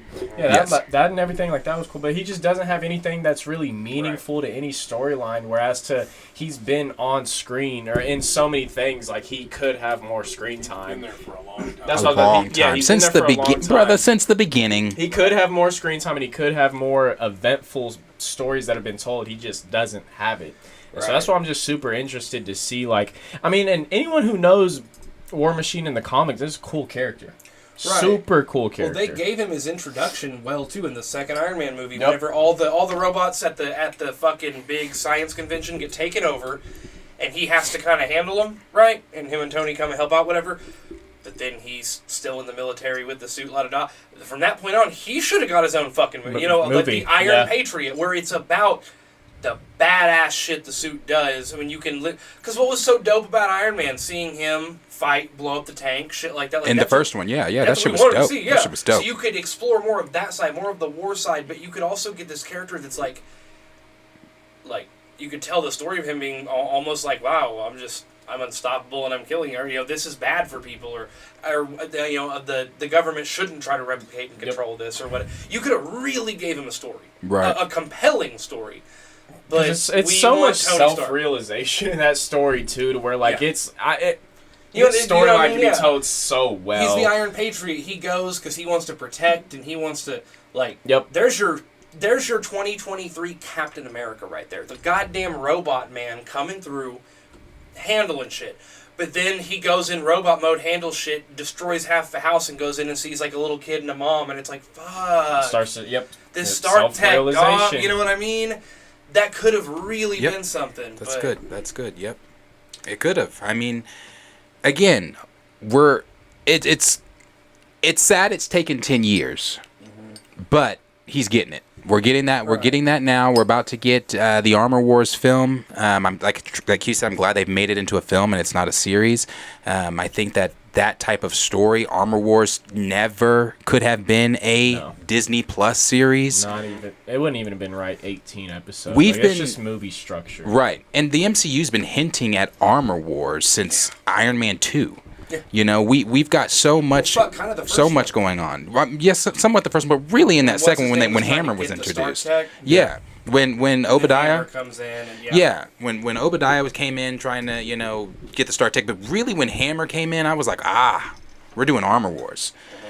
That never went anywhere. That never went to Armor Wars, other than us seeing throughout the MCU, even in No Way Home, that Stark Tech is still being seized, and it's like, damn, how long have they been seizing Stark Tech? Where it's Rhodey in all of this? Like what? Yeah, so Where there's are we at in this process? Like, Yeah, like, aren't we like 2 years later in the timeline now? Shit's still going on, and Stark Tech's still getting took. Like, And I'm with gonna- Well, that. what kills me too is that they kind of, damn, he's almost 60. Holy shit. I was just about to say I Yeah. agree with what Kenny's saying there, because Motherfucker's 48 years Kenny. old. Have you not seen the video where he tells Kevin Hart he's like 58? Kevin Hart's like, damn. Yeah, that shit is hilarious. But I'll have to look That shit that is up. so But- funny. seen that? You It's haven't like, seen damn. that? Oh, I'll play it. But that shit is hilarious. But on top of that, Don like, Cheadle said. I don't know. I mean, Arbor Wars is definitely something I'm excited for, but they kind of missed, like, who the fuck's talking about War Machine right now? They missed the time. It's, Like, they Black who gives Widow. a shit they, about War Machine? they now? Black Widowed the fuck out of this. They missed the time. That is the perfect way to put it. They Black Widowed the shit out of it. Because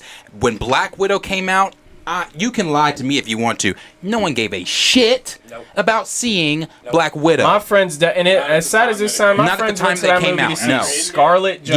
Johansson. Yep. Like they went to see Scarlett Johansson in a skin tight suit. Well, shit, That's I'd what have my gone to homies see went it. for. I mean, like, no, but even if they did the Scarlet Witch movie at the right time in the MCU, do you? I still want to see Scarlet Witch in a fucking tight suit. I'm never gonna say I don't I'm want just to saying, see that. can't but- nobody that like my friends that I went to, because I didn't go with y'all. I went with my friends to that movie. I could ask them, do y'all remember Black Widow, what it was about, and they'd probably say, what? When did we we watched Black Widow? I always forget about Black Widow Damn. in the God, fuck, he looks old there. in You the ain't many. You met worse than Kevin Hart. You over here, fuck, he looks cool. This shit is Youngins are hilarious to me. This shit is Hey, I'm I'm about to sorry. be 30. Trust me, I'm feeling it. I'm sorry. I Damn. need to put it here. This shit Can you is. turn 30 before me? Hey, I don't. This shit is hilarious. I don't. But at the same time, like I said, and me, you know, I'm 56 years old. Damn.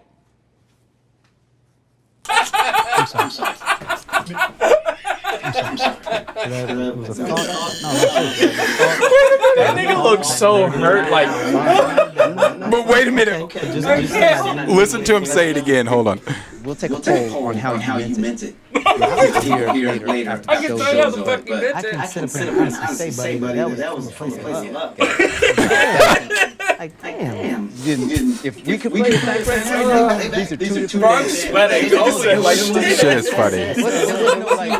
I said. Hold on. I need cause to you get know what he the. trying to lie. Like, damn. Yeah. Like, nah, nigga, you hit that nigga with damn. This shit was a fuck.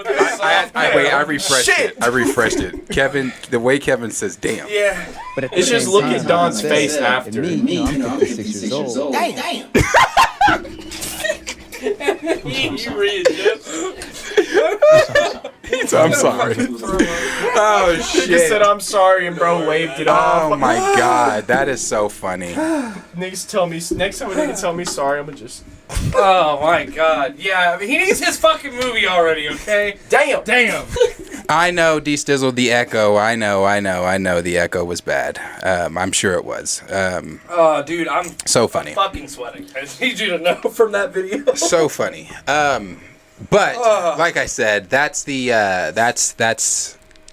when it comes to Don Cheadle. Damn. He is, because I saw Kenny Pierce's comment there that said he's getting up in age. Like you said, he's how old? Fucking 58. He's 58. So how long are we going to be seeing Rhodey Don Cheadle as Rhodey moving forward in the MCU? I don't know. don't let Ryan Coogler touch that nigga. Might be good. I don't know. Fuck, I feel like I feel like this is the movie where they're like, you've been with us since the start, so we'll give you this fucking movie. You can be on your fucking way out the door. Maybe you Well, can that's have a terrible. little cameo and Robert. You know what? Downey Jr. But come back. what did they do with Scarlett Johansson? Oh, Same no, I fucking thing. gotcha. What have they done with Hawkeye? Oh, you get a fucking series? We're gonna skip Ronin, your most popular story, because it wouldn't fit in the MCU on how fucking dark it is. We'll give you a shitty TV show about Christmas. about Christmas. Well, you know. Damn, it's only been a year since Hawkeye came out. It's about to be. Damn. But yeah, so, you know, as always, questions for you guys. Let us know below in the comments what you guys are thinking. What are you thinking of Don Cheadle's comments here, of him saying, you know, he's not complaining. He is. I'm complaining for you. He is complaining, saying to himself, basically, hey, we need to be seeing Rhodey's relationships, Rhodey's favorite flavor of ice cream, who's Rhodey's family and friends, all those type of things. Those type of things need to be seen within the character. So let us know down below in the comments what you guys are thinking about that. When's his birthday? And then the last topic here we'll touch the comments here really quick, but then we're going to talk about the Loki leaks, because I like I said, I really am curious to see what the chat has to say about that. Not again 90s. I still don't know what the fuck happened in Budapest. Exactly. None of us know what the fuck happened in Budapest.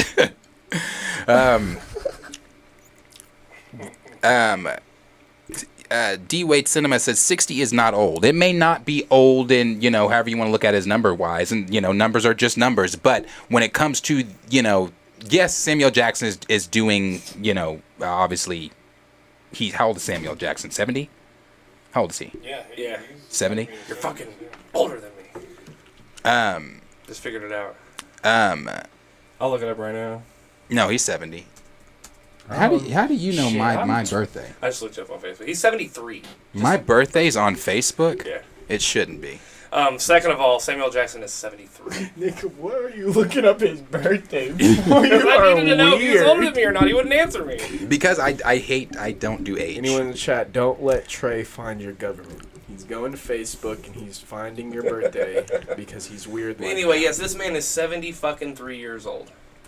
Yeah, 60 may not. I I'd be mean, it depends on 20 how and you I'm want to look feeling at it, I old guess. sometimes. My back be But hurting. but as far as MCU goes, as things that he's going to be doing as War Machine, I'd say Said 60 is old for James Rhodes. I'd say it's pretty old. Yeah, it's pretty old for It James is. Rhodes.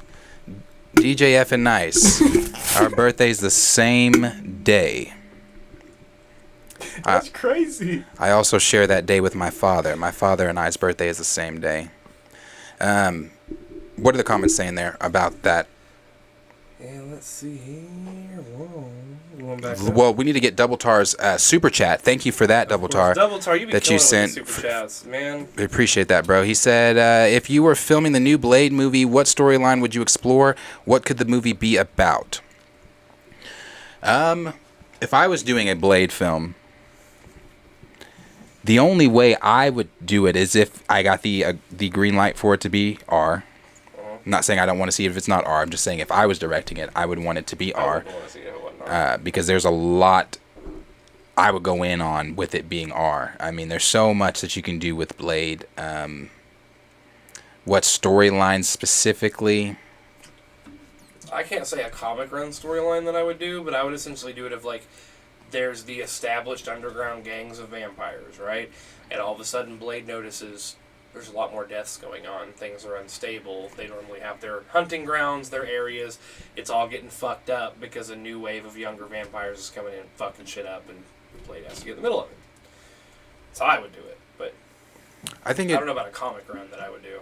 I'm not sure on a comic run. I just know whatever is done with Blade, it has to be. It's got to be dark, bro. It's got to be dark. It's got to be violent. It's got to be like I don't want to see vampires turning in. We talked about that. I don't want to see vampires turn into dust personally. Yeah. I don't want to see him turn into dust. I would like to see him gutting vampires and all that shit. But this is the House of Mouse. Unless the sun hits them, they don't need to be burning up and turning to dust. That makes sense. Yeah. Okay, so I mean, did y'all want to go in on that one? I eventually just want to see a Wolverine versus Blade. That'd be dope. I'm not first movie or anything, but I just hope eventually down that line. They probably won't even get into it, but I just want to see them have their little scuffle. I want to see Wolverine versus most people. If I'm being honest with you. Bro, I just want to see I want to see Punisher work that nigga Wolverine. Are we good there? Moving to the next one. Yeah. Okay. Shit, Adam. As far as the comments go, I haven't hit any of them yet. Or you want me to start going on? Yeah. Okay. SB Flash. A little, not all of them. Right. We'll touch Said, on them. we don't even know where Rhodey is from or lives. That's true. Raymond 2000, when he turned to T'Challa and said, "Your Highness, I almost shed a tear."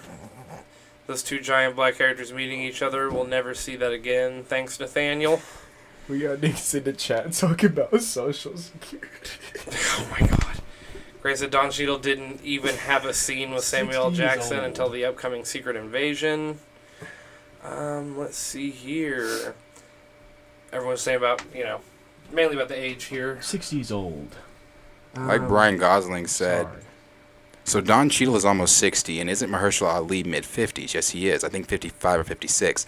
These actors aren't getting younger. Even Ryan Reynolds getting that age. They need to get these projects in. They're all getting not old, but they're getting older and everything. Like you said, they're not going to be wanting to be doing all this, just waiting for storylines and scripts like that. I mean, like, I'm sure they're all getting close to where they'd rather just want to do other things in their life. And so I don't think they're all wanting to stay in shape for these physically fit characters and stuff like that. Just to, I mean, the way it's going, just to have not even that good of box office numbers.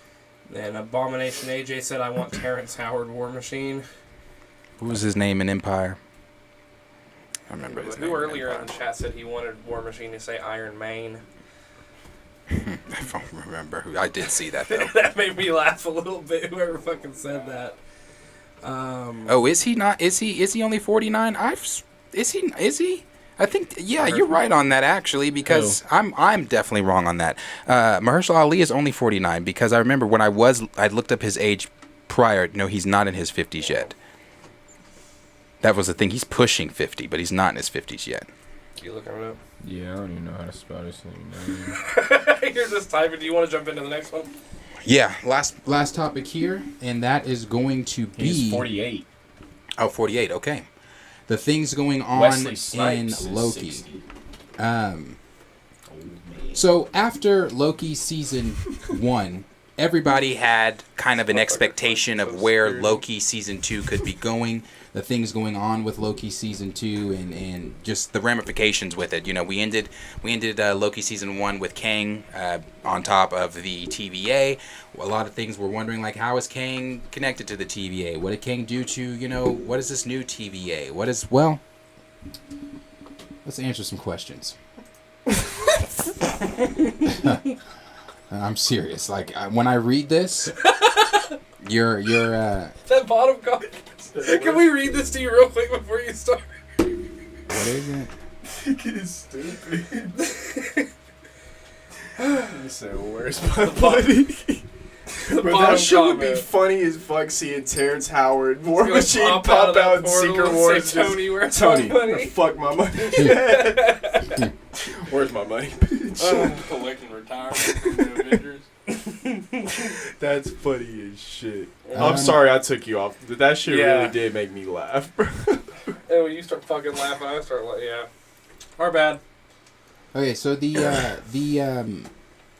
it starts with this. This is Loki season 2 possible plot.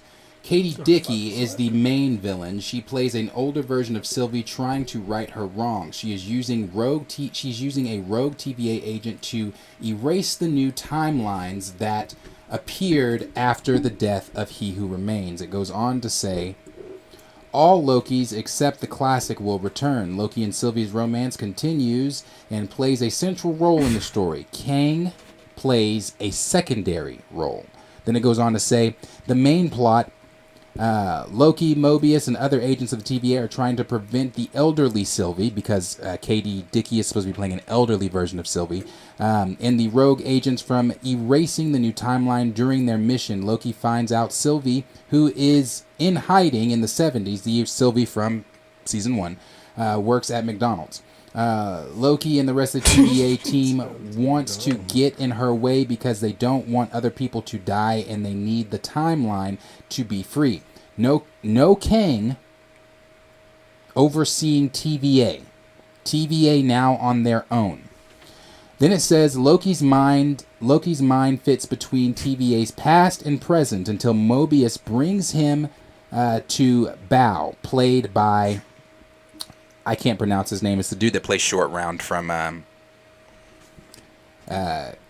Ki Hu Kwan. He plays Short Round in Indiana Jones. He says he's from the TVA and is behind their technology. So he makes all the technology that we see them use throughout the TVA. He will create some kind of device and give it to Loki so that he can fully return to the present.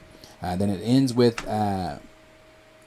Mobius will see. We'll see Mobius at the end of the Mobius we see at the end of season 1 is still our Mobius. So remember, we all had questions like, that's not even our Mobius. It's our Mobius. Loki actually went back in time when the TVA first appeared, and He Who Remains was not hiding from others. He later erased all their memories and made them believe in the Timekeepers.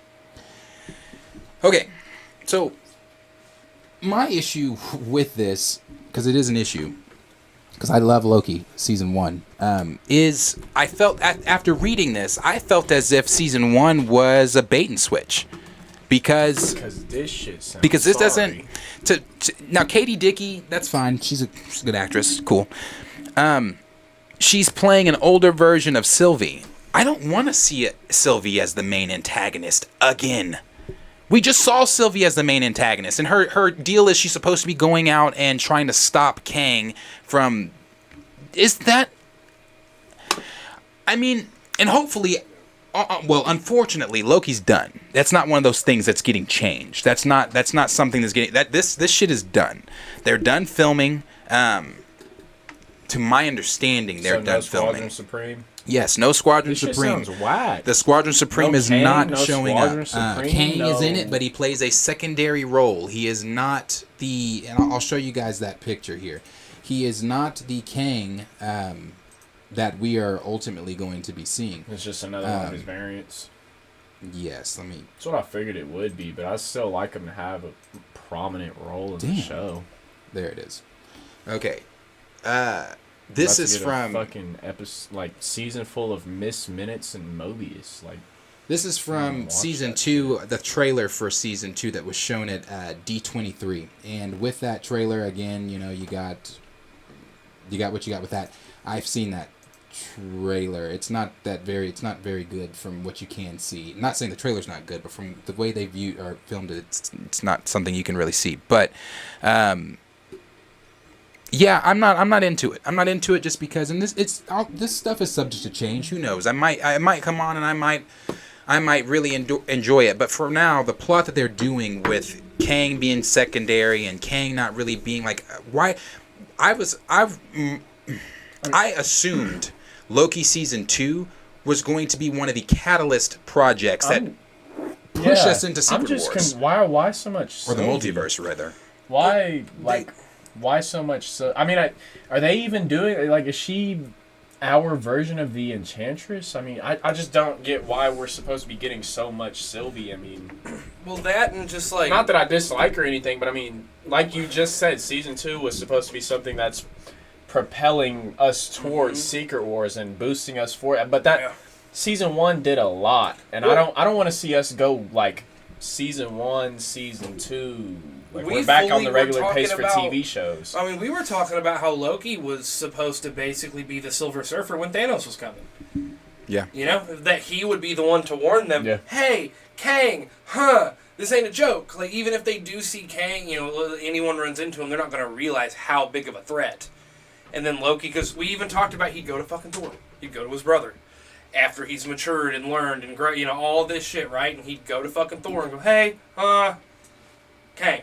We thought he was going to be what fully pushed us into Kang Dynasty. That's what I thought. Doesn't look like it anymore. No, it doesn't. That's why I said it feels like a bait and switch. Because at the end of season 1, you see... That was the most exciting part of that whole season for me. Was when he came back. Or where he got sent to wherever the fuck he got sent to. Because at the time we didn't know. But it looks like he just got sent to the past. A past version of the TVA he was already in. But... when we all sat down and watched it the first time, at least my assumption was he's in a completely different timeline. He's in a completely different space. But I loved it because Tom Hiddleston, what he did with that final scene, when he's running through the TVA as shit's all crumbling down because all the timeline, all the branches of timelines, things like that, and he finds Mobius talking to Hunter B-15 and he's breathing hard and he says, Mobius, he's coming, he's terrifying, he's this, he's that. He knows everything, he's planned everything, he's seen everything, he's terrifying, and blah, blah, blah, blah, blah. And Mobius to say, whoa, who's coming? Who are you? Calm down. And I'm like, that right there made me so excited because Kang. It made me so excited for what was coming. But now we're getting a secondary Kang who's playing a secondary role. And this is the TVA from the past? That's why I'm asking, what is the point of this? Like... What now? Yeah, what does this further... And I think maybe this has to do with what I was getting at. Did you see what Dan the Man's commented, though? Yeah, Dan, what I meant whenever I know Hulk had Silver Surfer's role, but I'm saying... No, not that one. Oh. What I meant was he'd be notifying. But I feel like this is where a special would have come in. Great. He sees what Kang has done. There's some shit. And, oh my god, I gotta go warn the Avengers, warn my brother, go to the people that just defeated the strongest man I've ever seen, right? Like... Gotta do something. But since they stretched this out, they've introduced these characters. Well, now we need to have more Mobius. Well, now we need to have more of Sylvie, more of this. And it's like... Can I not just watch the God that the show is about? Yeah, and well, it's like when we I talked didn't about see that what he Vision said. What did he say? The leaks did mention. Oh yeah, sent back to the leaks. It does mention that he's getting sent back to the 616 and everything like that. At the end, I'm sorry, I left that part out because I don't have my fucking notes. But at the end of all of this, he gets sent back to Earth 616 is what it's all supposed to be. But again, like I said, or 999, whatever the fuck, it's. It's not what I wanted. Like 8 weeks just to see him. Okay, we're back in 616. That's really what it's going to be. I don't know, because if this is real, I mean, and usually what we get for most of our plot leaks and stuff is real. I mean, My Time to Shine Hello is collaborating. No matter how bizarre they sound sometimes, they've always been real and legit. And so I this doesn't sound like anything I want to put on my plate. Like, it doesn't sound like anything I want to pick up, watch, or Loki. The first season of Loki, I stayed up. That in WandaVision. I stayed up till 2 a.m. and watched those week by week, and I would have no problem doing that again with Loki season 2 until I heard this bullshit. Because I just don't want to watch Miss Minutes and Sylvie and Loki and Mobius have budding jokes and shit all the time. Like, I want to watch something to actually get me closer to Secret Wars. Vale Superb made a really good point, too. People need to remember that Phase 5 was written and shot during Phase 4. Not sure why people are expecting Phase 5 to be suddenly great. Only the stuff currently being written might be up to good. Well, the only reason I'm clinging on to Phase 5 being great is because, one of the things we were talking about earlier, where Kevin Feige has said some of the things that he has said. Like we read in the article, the only series that we know of for Phase 5 are what? Coven of Chaos and Daredevil Born Again. Those are the only 2 series I believe that, and I could be wrong, but I believe that Loki is what I season read. 2 not Phase 5? I don't know when Loki season 2 is coming out. I have no idea. I have no fucking clue. You've got, who was that asked? DJ F&I said, "Where's Ravana?" Where's Renslayer? Don't know. Don't know. But see, with this, with an older Sylvie being the antagonist in this, I don't know, bro. I don't know. I need to see more. When more comes out for it, when we get a release date for it, D-Wade Cinema said spring 2023 is Loki season 2. So when we get something for Loki, when we get to figure out what's going on with this, we'll know. As of right now, though, So My Time to Shine, hello, Daniel Rickman, Charles Murphy, and others are collaborating. After hearing all this, my question to you would be like, what? After hearing all this, what is there to look for that you can come up with your pet like right now? Oh, I can't come up with It anything. just doesn't sound like anything to look forward to in this show. I mean, like... But I get what that comment was saying, that this series right here, which is an upcoming series, right, has been written during this time of bad writers and Feige having his hands off and this and that, right? So, something like this that we're like, who wants this? Like, I feel like it's going to be the same vibe. Like... Makes sense. Yeah, like, I could see... For the one time him showing up to the McDonald's, being... Loki, they have a funny interaction or whatever and go on, but like this whole thing just seems to be so. Well, and to add to unrelated Vale's point there when he said, not sure why people are expecting Phase 5 to be suddenly great. That's it. I mean, to that point, because we've got the two projects, or the projects of whatever projects they redo or push back or whatever the fuck they do for those projects. That is a good point, because a lot of these shows, like he said, were written and in production during Phase 4. So that's why I said Loki's done. Like, Loki's one of the ones that ain't changing. It ain't changing. Yeah. It's done. Like, they're not going back and reshooting. Yeah, no. Loki's done. So well, that's what I mean. So it's done, and do you just not know the release date, or they haven't came out with anything? Well, a lot of people in the chat are saying spring, maybe midsummer of next year, of 2023. Yeah. Okay. So I need to look at that. I haven't seen that, but you didn't know it. Like I said, Loki was one of my favorites, so this is kind of it is what it is. We'll see what they do with it and things like that. But yeah, as always, question is for you guys. Let us know down below in the comments what you guys are thinking about the Loki series plot leak, or what's going to be going on within this series. Are you thinking that this is a bait and switch? Are you thinking that no, calm down, we haven't even seen the show yet? We need to see the show first before anything, and then we can all give our critiques then. Or are you thinking, yeah, bro, this does not sound like something I'm remotely interested in watching? Unless things are changed. Where's Kang? What's going on? Why still no multiverse? Lots of questions. So let us know down below in the comments what you guys are thinking. And then the last thing is the comments there. Touch that, and then we'll be in the evening. I apologize. I gotta leave a little early. I gotta run and pick my dog up. I'll catch y'all tomorrow, though. Sorry, I'm trying to get to the top here. What version of Kang is this going to be? Do we have What did any idea? the plot? I wrote it in my note. The plot told. The plot leak said.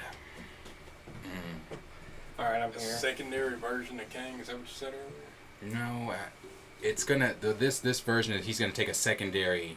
Secondary role. Yeah, secondary role. I don't. I'll have to find that. So Justin said, not gonna lie, this sounds disappointing. Dees said these projects should have been popping 5 to 10 years ago. That. All this Yeah. stuff we've been talking about today, from Loki to fucking War Machine, like, why now? I don't know. When you're getting the B list, and I don't mean B list as in they're not as good or this and that. Like, what you made your B list team is now our anticipated projects. I don't get it. Amanda Culture said, interestingly boring. And then Raymond 2000 said Loki as a series sucks. Raymond, you thought Falcon Winter Soldier was a masterpiece. Yeah, you got mad. You don't get to argue with me here. You got mad whenever we just said it was mid, but that's. Double M said, "Yep, that's whack." Kenny Pierce said, "This feels like a bait and switch."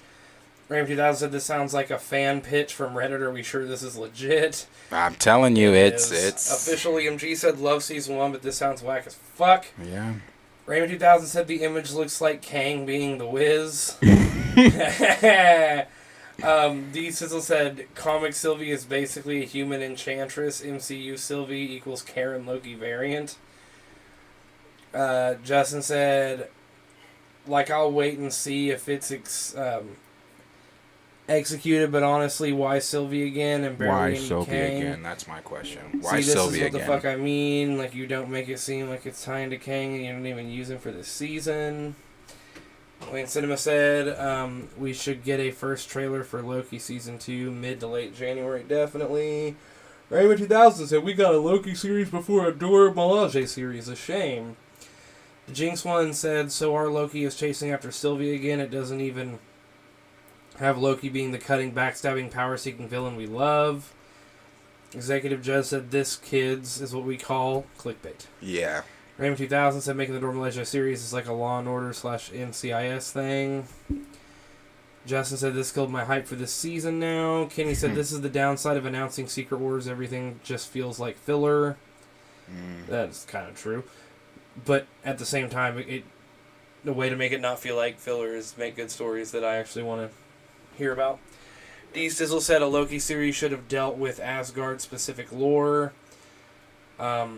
I just actually want to go into that for 1 second. Say I watched Troll on Netflix the other day. That story sucked, but I still enjoyed it. I'm not gonna enjoy this. Like, that's the thing. Like, you can yeah, I can watch a bad movie and still get some, whatever out of it. This just looks like something I don't even care to watch. And the man said, "Okay, we're going past that. We already talked about it." Just said it, and it doesn't seem to even develop Loki's character, and by that I mean power-wise. Like, the one thing that makes Loki as powerful as he is in the comics to give him more magic to use. The only thing that I could think of them building up Sylvie and the discussion of their relationship being important is her dying. If Kang killed her, then that would make Loki go through some shit. You know what I'm saying? But, like, they ain't gonna do that. No. You get what I mean, though? Have them, he's dealing with her and all this stuff, and then to be with her, and then she dies. But The power thing, that's for me, because that was something he tapped into in the second to the last episode, was that he said it himself. One thing I learned is we Lokis are stronger than we realized or than we thought or whatever. Yeah, okay. But I mean, hell, it's not out yet, so we really can't say, but yeah. Dan the Man said these leaks, they already have mentioned in the 616. Dwayne Cinema said, "I personally don't see the point in it." Oh, he's talking about the Dora Milaje series. I don't see your point in any Wakanda series Dan the Man said, "If it's real, then we got Sylvie serving burgers and fries for 8 weeks, and I won't have anything to watch." Raymond 2000 said, "Cling harder, Darius, cling harder." The Jinx one said, "Ironheart is phase 5. And they're talking about when it'll be coming out. Oop, I pressed the wrong button. 1 second. D says that I always prefer a Baldur Sith Warriors 3 show. Kenny Pierce said, anything not directly linked to the Avengers film is sus. Gray said, so is this Kang gonna be Immortus? I think that's what I saw. Mm-hmm. I want to say that's what it said in the leak, but don't quote me because I would have to go. I don't have my Has he notes. deleted his I would notes? have to go back and reread it. Then D Sizzle said, is this storyline Nate's idea? And Not Again 90 said, I'm not going to count Loki Season 2 out just yet. I'm hoping for something big and a few characters along the way. But Yeah, if see, not, then Loki Season 1 will go down as my favorite. I mean, that's the thing. I'm not that's counting kind it of what out. I was saying too. Tom Like I'm not Hiddleston is so good as counting an it out actor. because I haven't seen it, but And, like, yeah, you can, we'll see. We'll see what happens. yeah. And then Kenny Pierce said they're still tying up loose plot threads from Phase 1, 2, and 3. Well, I like what Staple Block said. You skipped 2 of his comments. Oh. He said the I keep adventure hitting the of button not if it's moving. Loki. That shit was funny. Yeah, The Adventures of Not Loki. Then Chillspot said, I think Ravonna and He Who Remains should be running the TVA together. Her character would have made more sense. I mean, they have a relationship in the comics, so Dwayne Sidman said, I think it's sad we haven't seen more X-Men yet. I mean, they just got the rights. Brian Gosling said, I was hoping Loki Season 2 would be better than Season 1, but the leaks sound iffy, disappointments. I mean, it sounds to me like they're having to, if they're going to make it a series, they have to embellish on side stories at this point. The Jinx one said, so Loki is chasing Sylvie again. We're not even having, okay, I was already there. yeah, that shit's annoying. Chasing Sylvie again. Yeah. And then Dwayne Cinema said, we keep talking about Rhodey's solo story. What about Hulk?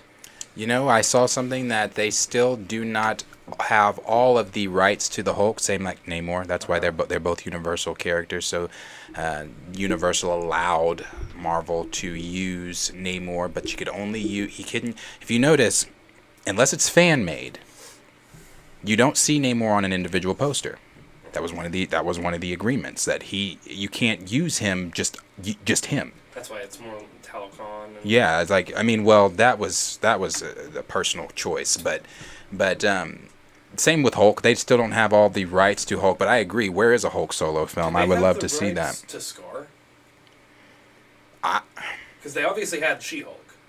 So like, Yeah, they have the rights to Hulk. because they could. I mean, They might have the rights to Scar. I don't know. Yeah, I would. It'd be cool to see. A I Scar do know they film, do to too. She-Hulk. I'm not sure about Scar. Let's see here. Staple Block 40 said Adam Warlock shows up. Hey guys, what I miss?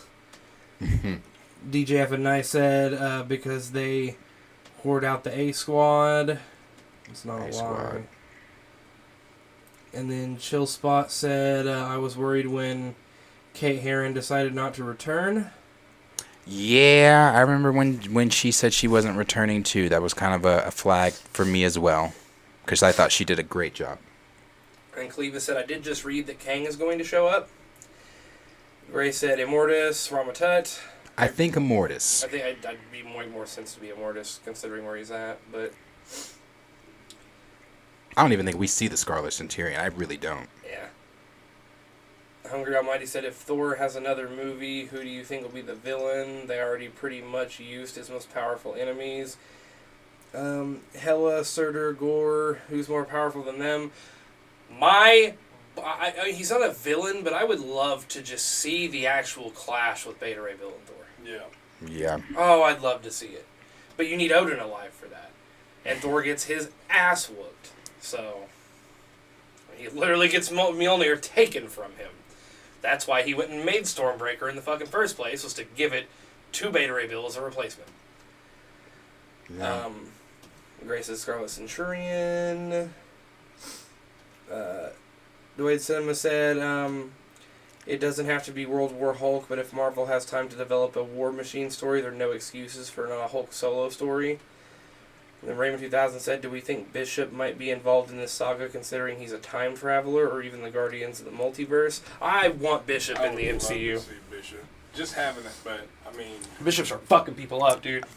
Unless they are bringing Bishop in with the Fox X-Men, I forget who played Bishop. Mm-hmm. Unless they are bringing that actor in or somebody to be Bishop from that timeline of the X-Men, no, I don't think so. Not until we get our X-Men. And let's see here. Cleaver said Wakanda is nerfed, like most of the MCU. Wakanda doesn't exist in the MCU.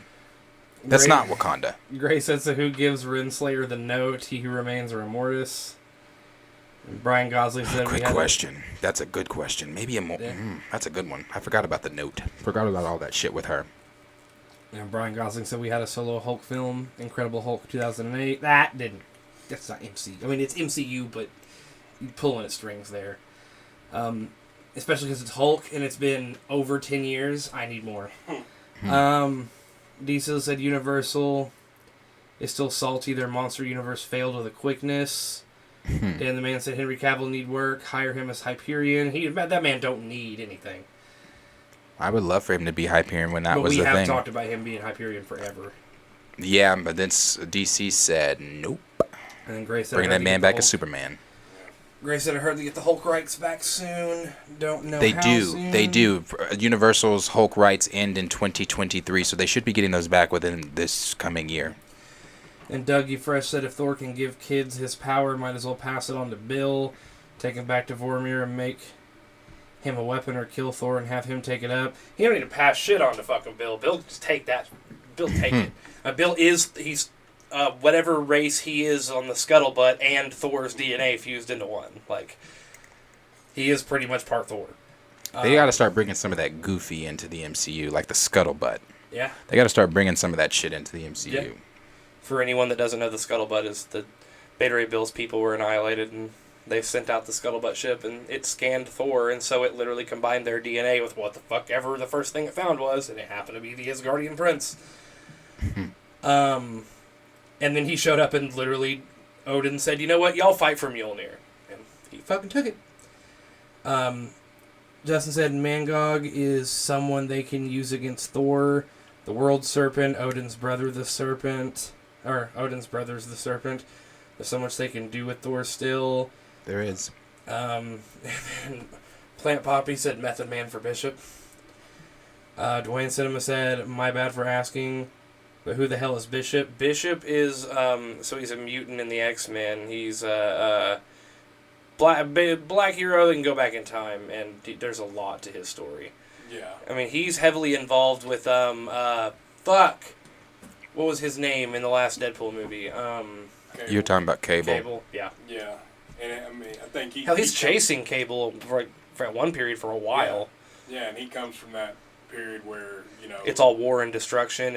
He comes from basically an apocalyptic future. Trask's vision for the Sentinels comes true, and then they're hunting mutants down. He's got the brand of the mutant tattoo. Right. Yep. Right. Yeah, he's pretty badass. So Raymond 2000 said there's going to be a Flash going back in time in BVS segment in one of these series or films, telling someone Ravonna is the key, like Flash told Bruce Lois is the key. But in this version, we actually see it. Maybe. Save Block 40 said, I'm still trying to wrap my mind around a black Simon Williams. With all the heroes they could use, it seems weird to race swap for no reason. I hope he's not pansexual. Is Simon pansexual in the comics? D still said, what y'all know about that scuttlebutt? You don't touch it. Don't touch the butt. Touch the butt. Man, see, that and fucking Howard the Duck. I don't know why they won't actually give them real fucking cameo or appearances in the MCU. I think Howard's coming for real. There's already, don't they have a Howard the Duck movie? There is a Howard the Duck movie. Yeah, but it's not MCU. Yeah, there is a Howard the Duck movie, though. Dan the Man said, bring in the Goofy into the MCU. The MCU is Goofy. If anything in the MCU need that Phase 1 stank on it.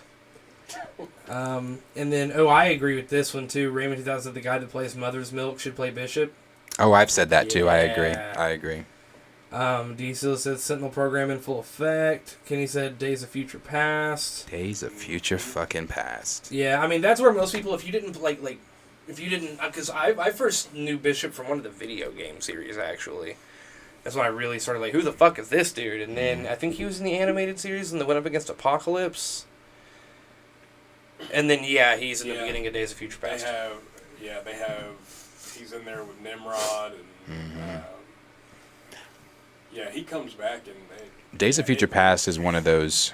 I'm not even talking about the movie. I'm talking about the comic. That's one of those comics where it's a must pick up. If you know, if anyone's never read an X-Men comic, that's one of those ones where people like. So where would you suggest? Grab Days of Future Past for sure. Yeah, and then let's see here. Dwayne Cinema said, with the rumors, do you guys think we could get Channing's Gambit in Deadpool 3 or in the MCU in general soon? That'd be so cool. I forgot he played. I think that'd be cool too. Gambit. And the reason I think that'd be cool, Channing Tatum. Remember how he was? played Gambit? No, he was supposed to. Oh, okay. He was supposed to play Gambit. He was super hyped and amped about He it. was gonna play him. Like, it was No, close, it was closed. It just got canceled. It's He kind of was- like the Tom Cruise playing Tony Stark. Yeah, that's still happening, bro. That's still gonna Yeah, happen. but I mean, back Yeah. then he was gonna be our Tony Stark. I think. Oh, you're talking about back then. I thought you were talking about. That's where the rumor came Yeah. from. If you look at Channing Tatum, honestly, I know a lot of people may disagree. At first I did when I first, but Channing's got it, bro. He does. He's got a good range. Yeah, he does, and he could do that whole southern country, Louisiana Bayou. Yeah, that Creole. that's what I'm saying. Yeah, he could do that. He could for sure channel that, and I think that from some of the fan art I've seen of Channing as Gambit, it looks good. Yeah. I think he would have done a good, and he really wanted to do that movie. That is one of those I would need to see. I'm not doubting it, you know what I mean? But it's just weird for me to picture, like, I can't picture it. I'm not saying he couldn't, but like that's interesting. Yeah, you gotta picture. But I don't know who I would ever fucking cast for Gambit. Like, I don't have a person in mind that I'm like, oh, you. I mean, but think Channing Tatum. Think of pull up some of that fan art. Think of him from what's something I could say? I don't know. I think Channing Tatum would really be able to channel that shit because, like I said, he really wanted to do it. Yeah, and I don't know. Oh, well, I'm not saying he couldn't. I'm just saying that's definitely one. Anyone who played Gambit, I definitely want to like see them play him. This is how Gambit's got to look too. Like the hair. Yeah, but it's a look. But it's almost less of a look for me and more of a just the way. Gambit's got a swagger. It ain't just his swagger though. It's his look for sure too. Oh yeah, no. The look is the thing. I get what you mean, but I'm saying, even if you look like him, you gotta have Gambit's whole attitude down.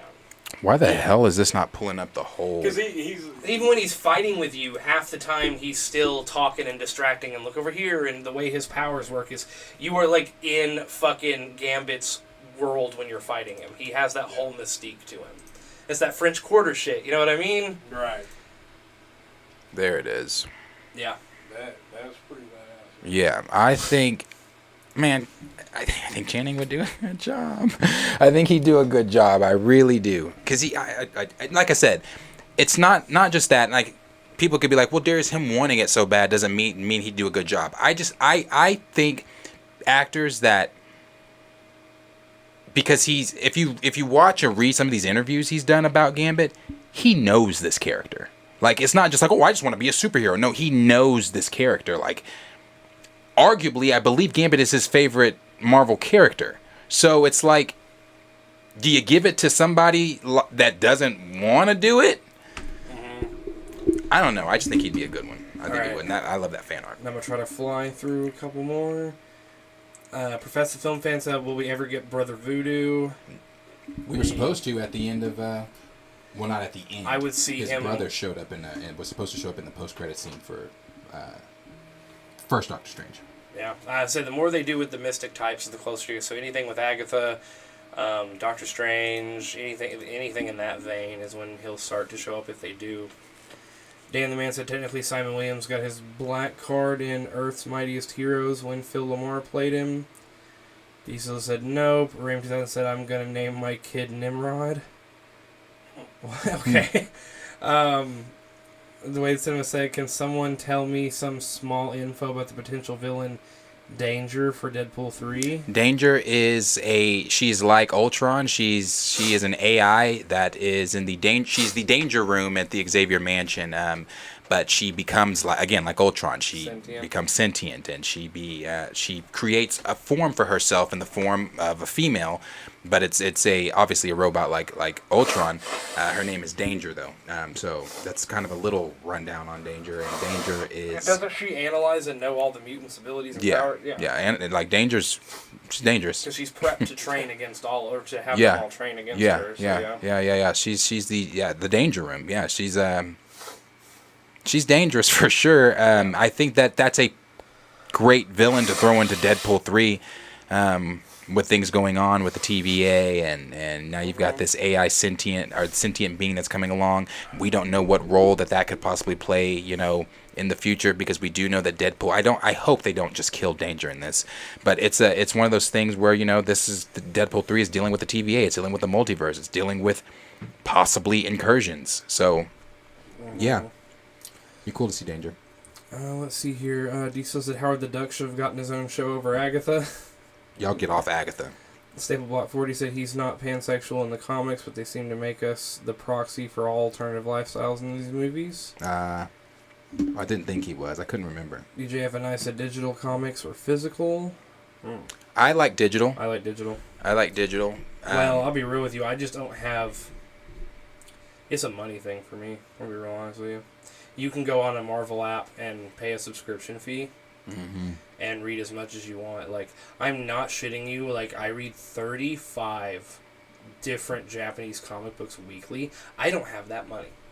Right. I don't. That's not including my Korean manhwas that I spend $1 on a week on Webtoon, and then my Marvel app. Like, money, bro. It's cheaper to do it that way. You don't gotta hunt it down. Everything's there for you. But if you're a collector and you like memorabilia, then get the physicals. But as far as the absorption of the medium, I don't think it matters. Ooh. Dan the Man. When you get to his comment, read those other two first.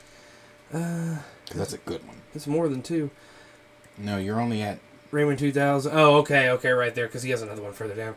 Raymond 2000 said, can you imagine Bishop chasing Kang simply because he's the reason why his own timeline or future was so war-torn and post-apocalyptic? I'm telling you, all Marvel writers or whoever have to do is come in our comments section. Y'all can write the shit for them. Because y'all come up with better shit than... Executive Judge said, I know Bishop from the X-Men 90s show. Yes. Yep. Damn the Man said Austin Butler would kill it as Gambit. That is, brother, that's probably next to Tatum. Yeah, I just know whoever fucking that's did one I play would want. Gambit, whoever the fuck did play Gambit in the what was that Days of Future Past movie? Gambit? We've not seen Gambit in live action. Yes, we have. In one of the Logan movies. Yes, we have. In which one? It was the same one with Toad was in it. The same one with who? The same one with Toad in it. It was with the first X-Men? No, not the first X-Men. When It was when Ryan Reynolds' first Deadpool. Oh, oh, that's right. Yeah, I count that. whoever played Gambit fucking sucked. That's why I said I don't count. That's why I forgot that shit. You're talking about it. He had the same fucking outfit, looked the exact same. He didn't look like that. Yeah, he had the full coat. He had the headpiece. I know what movie it is. Yeah. But he fucking sucked as him because he didn't have his fucking. He didn't have his thing. I don't think he used the magic like Gambit does. Yeah, because I remember that's the first thing he did. He was trying to get away from Logan, and he touched. Trey, I'll slap the hell out of you. No, you didn't say that looked the same. Oh, and I mean, it's been so many years since I've fucking seen that character. I'm about to put it on the screen. Shit, it probably ain't the same. Hell no, this nigga look like a magician. Oh yeah, that's true. Yeah, you right. Hell no. Oh my god. That's David Blaine. Who is that? He said David Blaine. Hell yeah, no. Okay, granted, I was in fucking middle school when I last saw that fucking movie. Ah, that's funny. Yeah. I forget about that. That was one. terrible. But I don't even remember him using like the magic like that. He did the cards. He had his pole, and then he'd do like all I remember is one point he touched a piece of metal or the wall, and the magic went through it and came out and knocked the fuck out of Logan. But like again, clearly look at him, yeah, but he also just didn't have the. You know what I mean? Nah. And then Dan the Man said, "Peep the Gambit fan-made film that came out last year. Good stuff." Really? Somebody suggested Black Panther fan-made film. D said felt like Channing. Talked about playing Gambit for 10 years. Bro, I'm telling the you. accent and glowing red eyes are key. Stable Block 40 said Channing Tatum would do the role justice. He's been on this kick for a long time. He has. So this is I can take this as a Henry Cavill wanted to play Geralt of Rivia. Yeah. Like I'm gonna do this character. He was hurt, bro. He was like, watch some of these interviews and read some of them. He was legitimately like, damn, I don't get to be Gambit. I'm sure he'd love to do it in the MCU. Dan the Man said, so in Secret Wars, I want Jackman's Wolverine to meet his 616 counterpart and say, do better than we did, bub. Then the new Wolverine would start Krakoa. Yeah. Ram 2000 said Danger in Deadpool 3, interesting. D Sizzle said she's like the X-Men version of Jocasta. Yeah. That's true. Not Again 90 said Danger in Ultron, sitting in the tree. KISS. ING. Gray said Justin Hartley, This Is Us, for Gambit. He's improved since his Passions and Smallville days. Let's see. While you're looking that up, Stable Block 40 said nobody forget man thing. I want to see how Agatha Harkness bakes cookies. Brian Gosling said Danger, Mystical, X-Men Origins Wolverine. Okay. I could see him as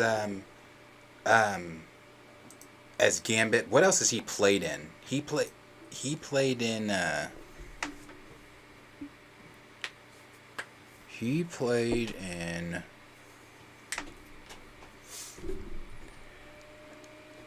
there was a notable Bad Moms is what I know him from. Bad Moms. I remember him from Bad Moms. He played in Aquaman. Can you see that? Top. Scroll up. Oh. He played Aquaman. 07. I fucking. What Aquaman is that? I'll be real. I cannot stand Aquaman. Yeah, I could see it, Gray. I could see it for sure. I could see it. Yeah. Let's see here. Raymond 2000 said the Guardians of the Multiverse and Bishop could be in Kang Dynasty and play the same kind of role the Guardians of the Galaxy played in Infinity War. And they're all confirming that Taylor Kiddish in X-Men Origins. So your diesel said Taylor was supposed to be a spin-off, or supposed to get a spin-off film along with Ryan Reynolds. I'm so glad. After Deadpool and the Wolverine Origins, I'm so glad. Staple Block 40 said, well, okay, so I will say this. The reason you see him the way he looks, I remember now where he has the hat and la-da-da. Like, Wolverine bum-rushed him at a bar. He wasn't like, suit up, let's get rid. Why would he be wearing body armor and shit, you know? But yeah, but bruh, I ain't never seen Gambit look like he's putting on a Vegas magic show. True. Now I'm just trying to remember why the fuck it happened that way, but they also did a really shit job with Toad too. Yeah, that movie. I'm not a big fan of Wolverine Origins. Is everybody other than the speedster scene? Is that an Origins or Days of Future Past?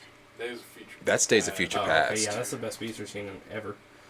Let's see here. Stable Block 40, Austin Butler, Justin Hartley, and Taylor Kitsch were some good suggestions, chat. Yeah. That Justin Hartley one, that's a good one. So is Austin Butler, though. That Austin Butler one is... Dwayne Cinema said, I'm not why Tatum hasn't been in the MCU yet. He's ripped and has been ready to go. Professor Film said, This Is Us, the Aquaman pilot. The Aquaman pilot. Cleva said, do you think we'll get a live-action Guardians of the Multiverse? That's a long ways down the pipe, if so. Well, I think that's next. Really? Not like next, like the next film. I think that's next for the Guardians of the Multiverse. I think that's where we go from there. I mean, I could see it. It's just, like I said, it's down the pipe. Raymond 2000 said, we need to do a Fox Universe tier list on Friday. Oh, God, yeah. Dan the Man said apparently Channing and Keanu were considering for Gambit way back in X-Men 3. Keanu goddamn Reeves as Gambit? Get out of here. He don't need to be buffed and chiseled-chinned. He can just be fucking Keanu Reeves. He'd murder. I could see it. He would murder. I could see it because Keanu doesn't age. No, I would just need him to really. I haven't seen him do a lot of different accents. No, and that's what I was about to He's say. definitely kind of like The accent. See, yeah. Matrix. But and, you like, gotta think John Wick. back when the Matrix first came out. You know, like even my uncle and a lot of people who they knew him back then from like Point Break and Surfer movies, where he's like, "Oh, dude," and fucking Jay and Silent, or not Jay and Silent Bob, but Ted and Excellent Adventure. They go through fucking space time and shit. And so he's played badass roles since then, but he doesn't have like that goes back to my whole like it's not just the look. Like you gotta also bring what Gambit brings. Right. Yeah. 'Cause Like, he- yeah, no, I think Austin Butler, just because he's already got that twang when he talks. Like he could do it, bro. The Aquaman pilot for CW, that's what it was. Oh. And then Did not know there was we need one. an X-Men Gambit. Or an X-Men game, damn it, I agree. Raymond 2000, I have trauma regarding X-Men Origins Wolverine. I don't want to talk about it. Dwayne Cinema said Keanu Reeves as Ghost Rider. That'd be dope. Yeah, because people, like Brian just said, people wanted Keanu. Yeah, Johnny Blaze. People did want. I was one. I'm also not against Norman Reedus either from Walking Dead, but yeah, Keanu would make a good Ghost Rider. No, I would prefer Keanu over Norman Reedus just because everyone would see Daryl Dixon. He'd be playing, like, jumping into the same fucking thing. Let's see here. D Sizzle said the old school Guardians of the Galaxy from the 31st century used to time jump a lot. And then Double M said he did that southern accent in Devil's Advocate. We're talking Austin Butler? No, we're talking Keanu Reeves. And he did, but it's not I need everyone to understand something here. Gambit does not have a southern accent. It's not a southern It is accent. a Creole, but French Quarter Louisianan accent. Like, yes, it's but not, that's still South. No. Louisiana? But it's the South, accent, but it's definitely like no Yeah, one, like if it's you ever a- go to like a vocal coach or something, they'll never like they're different things. One, it's very like it's not like on a farm twang. Like, Yeah, no, it's it's not not that. Southern. No, It it's ain't not. no It ain't Southern Southern like accent. that. No, Did you ever but watch it's True still. Blood? Yeah, I've seen True Blood. I didn't Season watch one, it, but I've that seen first dude, the first time he switches from Creole to going, bitch, get over here. I was like, yo. Okay, so anybody who like follows TikTok or anything, and have you guys ever seen the stale cracker guy?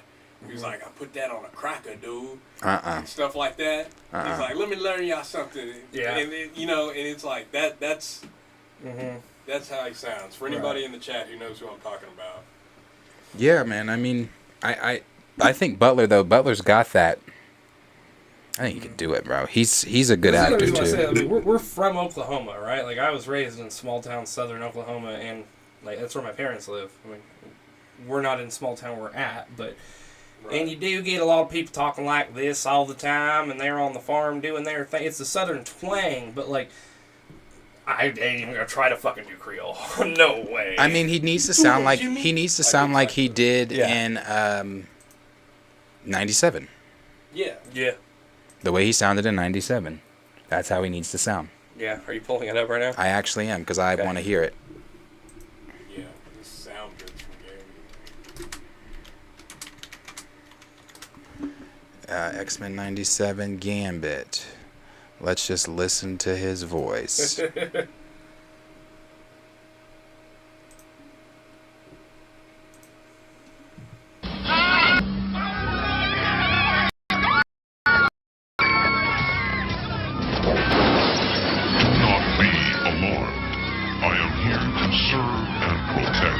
I'll take these.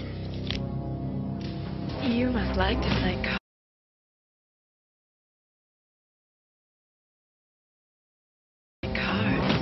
I like solitaire, okay? Unless I got someone to play with. They feel great. Sorry, it's freezing, but you heard it enough. That's the voice. I need to hear him sound like that. Mm-hmm. Can Tatum do that? That's what I'm saying. It's also that. What's the first thing he did? He walked up and was like, "Unless I got someone." You know, he has that swagger, dude. Yeah. And I mean, he's always, even when you first go to fight him, he's like showing his cards and he's fucking with you, and it's all kind of it's a visual illusion while he's doing other shit. Gambit's fucking dope, dude. Yeah, I agree.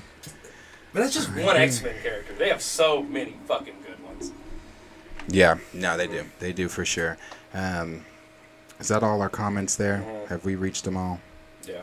Okay, I see Chill Spot said 90s X-Men Gambit is my favorite. Dan the Man said so. Keanu for Johnny Blaze, Norman for Danny Ketch, and Diego.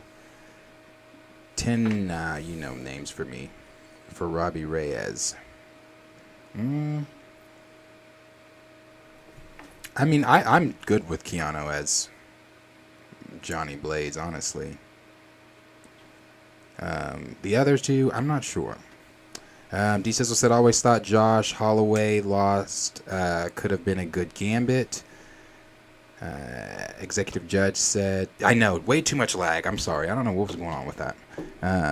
Then we got Dan the Man said, Channing for Deadpool 3 Gambit and Austin for 616 Gambit. Problem solved. Then Not Again 90 said, you slide to the party with Gambit, you ain't leaving with your chick. Sorry. Yeah, bro. And then D Wade said, I thought Elvis with Butler was great. I thought that was a good movie too. Long but good. But yeah, yeah, guys, that's our news for today. We're gonna be back with you guys tomorrow. We'll be back with you guys, of course, all this weekend to talk things with you guys. Thursday is up in the air. Forgive me on Thursday. Thursday's live stream still may be happening, but it may be up in the air because I have some things here at my house that I have to get in order. So we may and we may not see you guys on Thursday, but as of right now, look to seeing us on Thursday. If anything changes, I'll of course tweet it out and I'll put it in a community post for you guys. But like I said, we appreciate you guys being here. We appreciate you guys hanging out with us. We appreciate all the super chats and everybody engaging with us and having so much to say. We appreciate that. Like I said, every single time, we appreciate you guys being in here and engaging with us. It makes these streams so much fun. So, like I said, we'll be back tomorrow. Appreciate everybody being here. Watch this not be on me because it's not going to be. I already knew it. I never change it. But we appreciate you guys being here. We'll be back tomorrow. As I always say, like, subscribe, share with your friends, and we will see you guys in the next video. Peace out.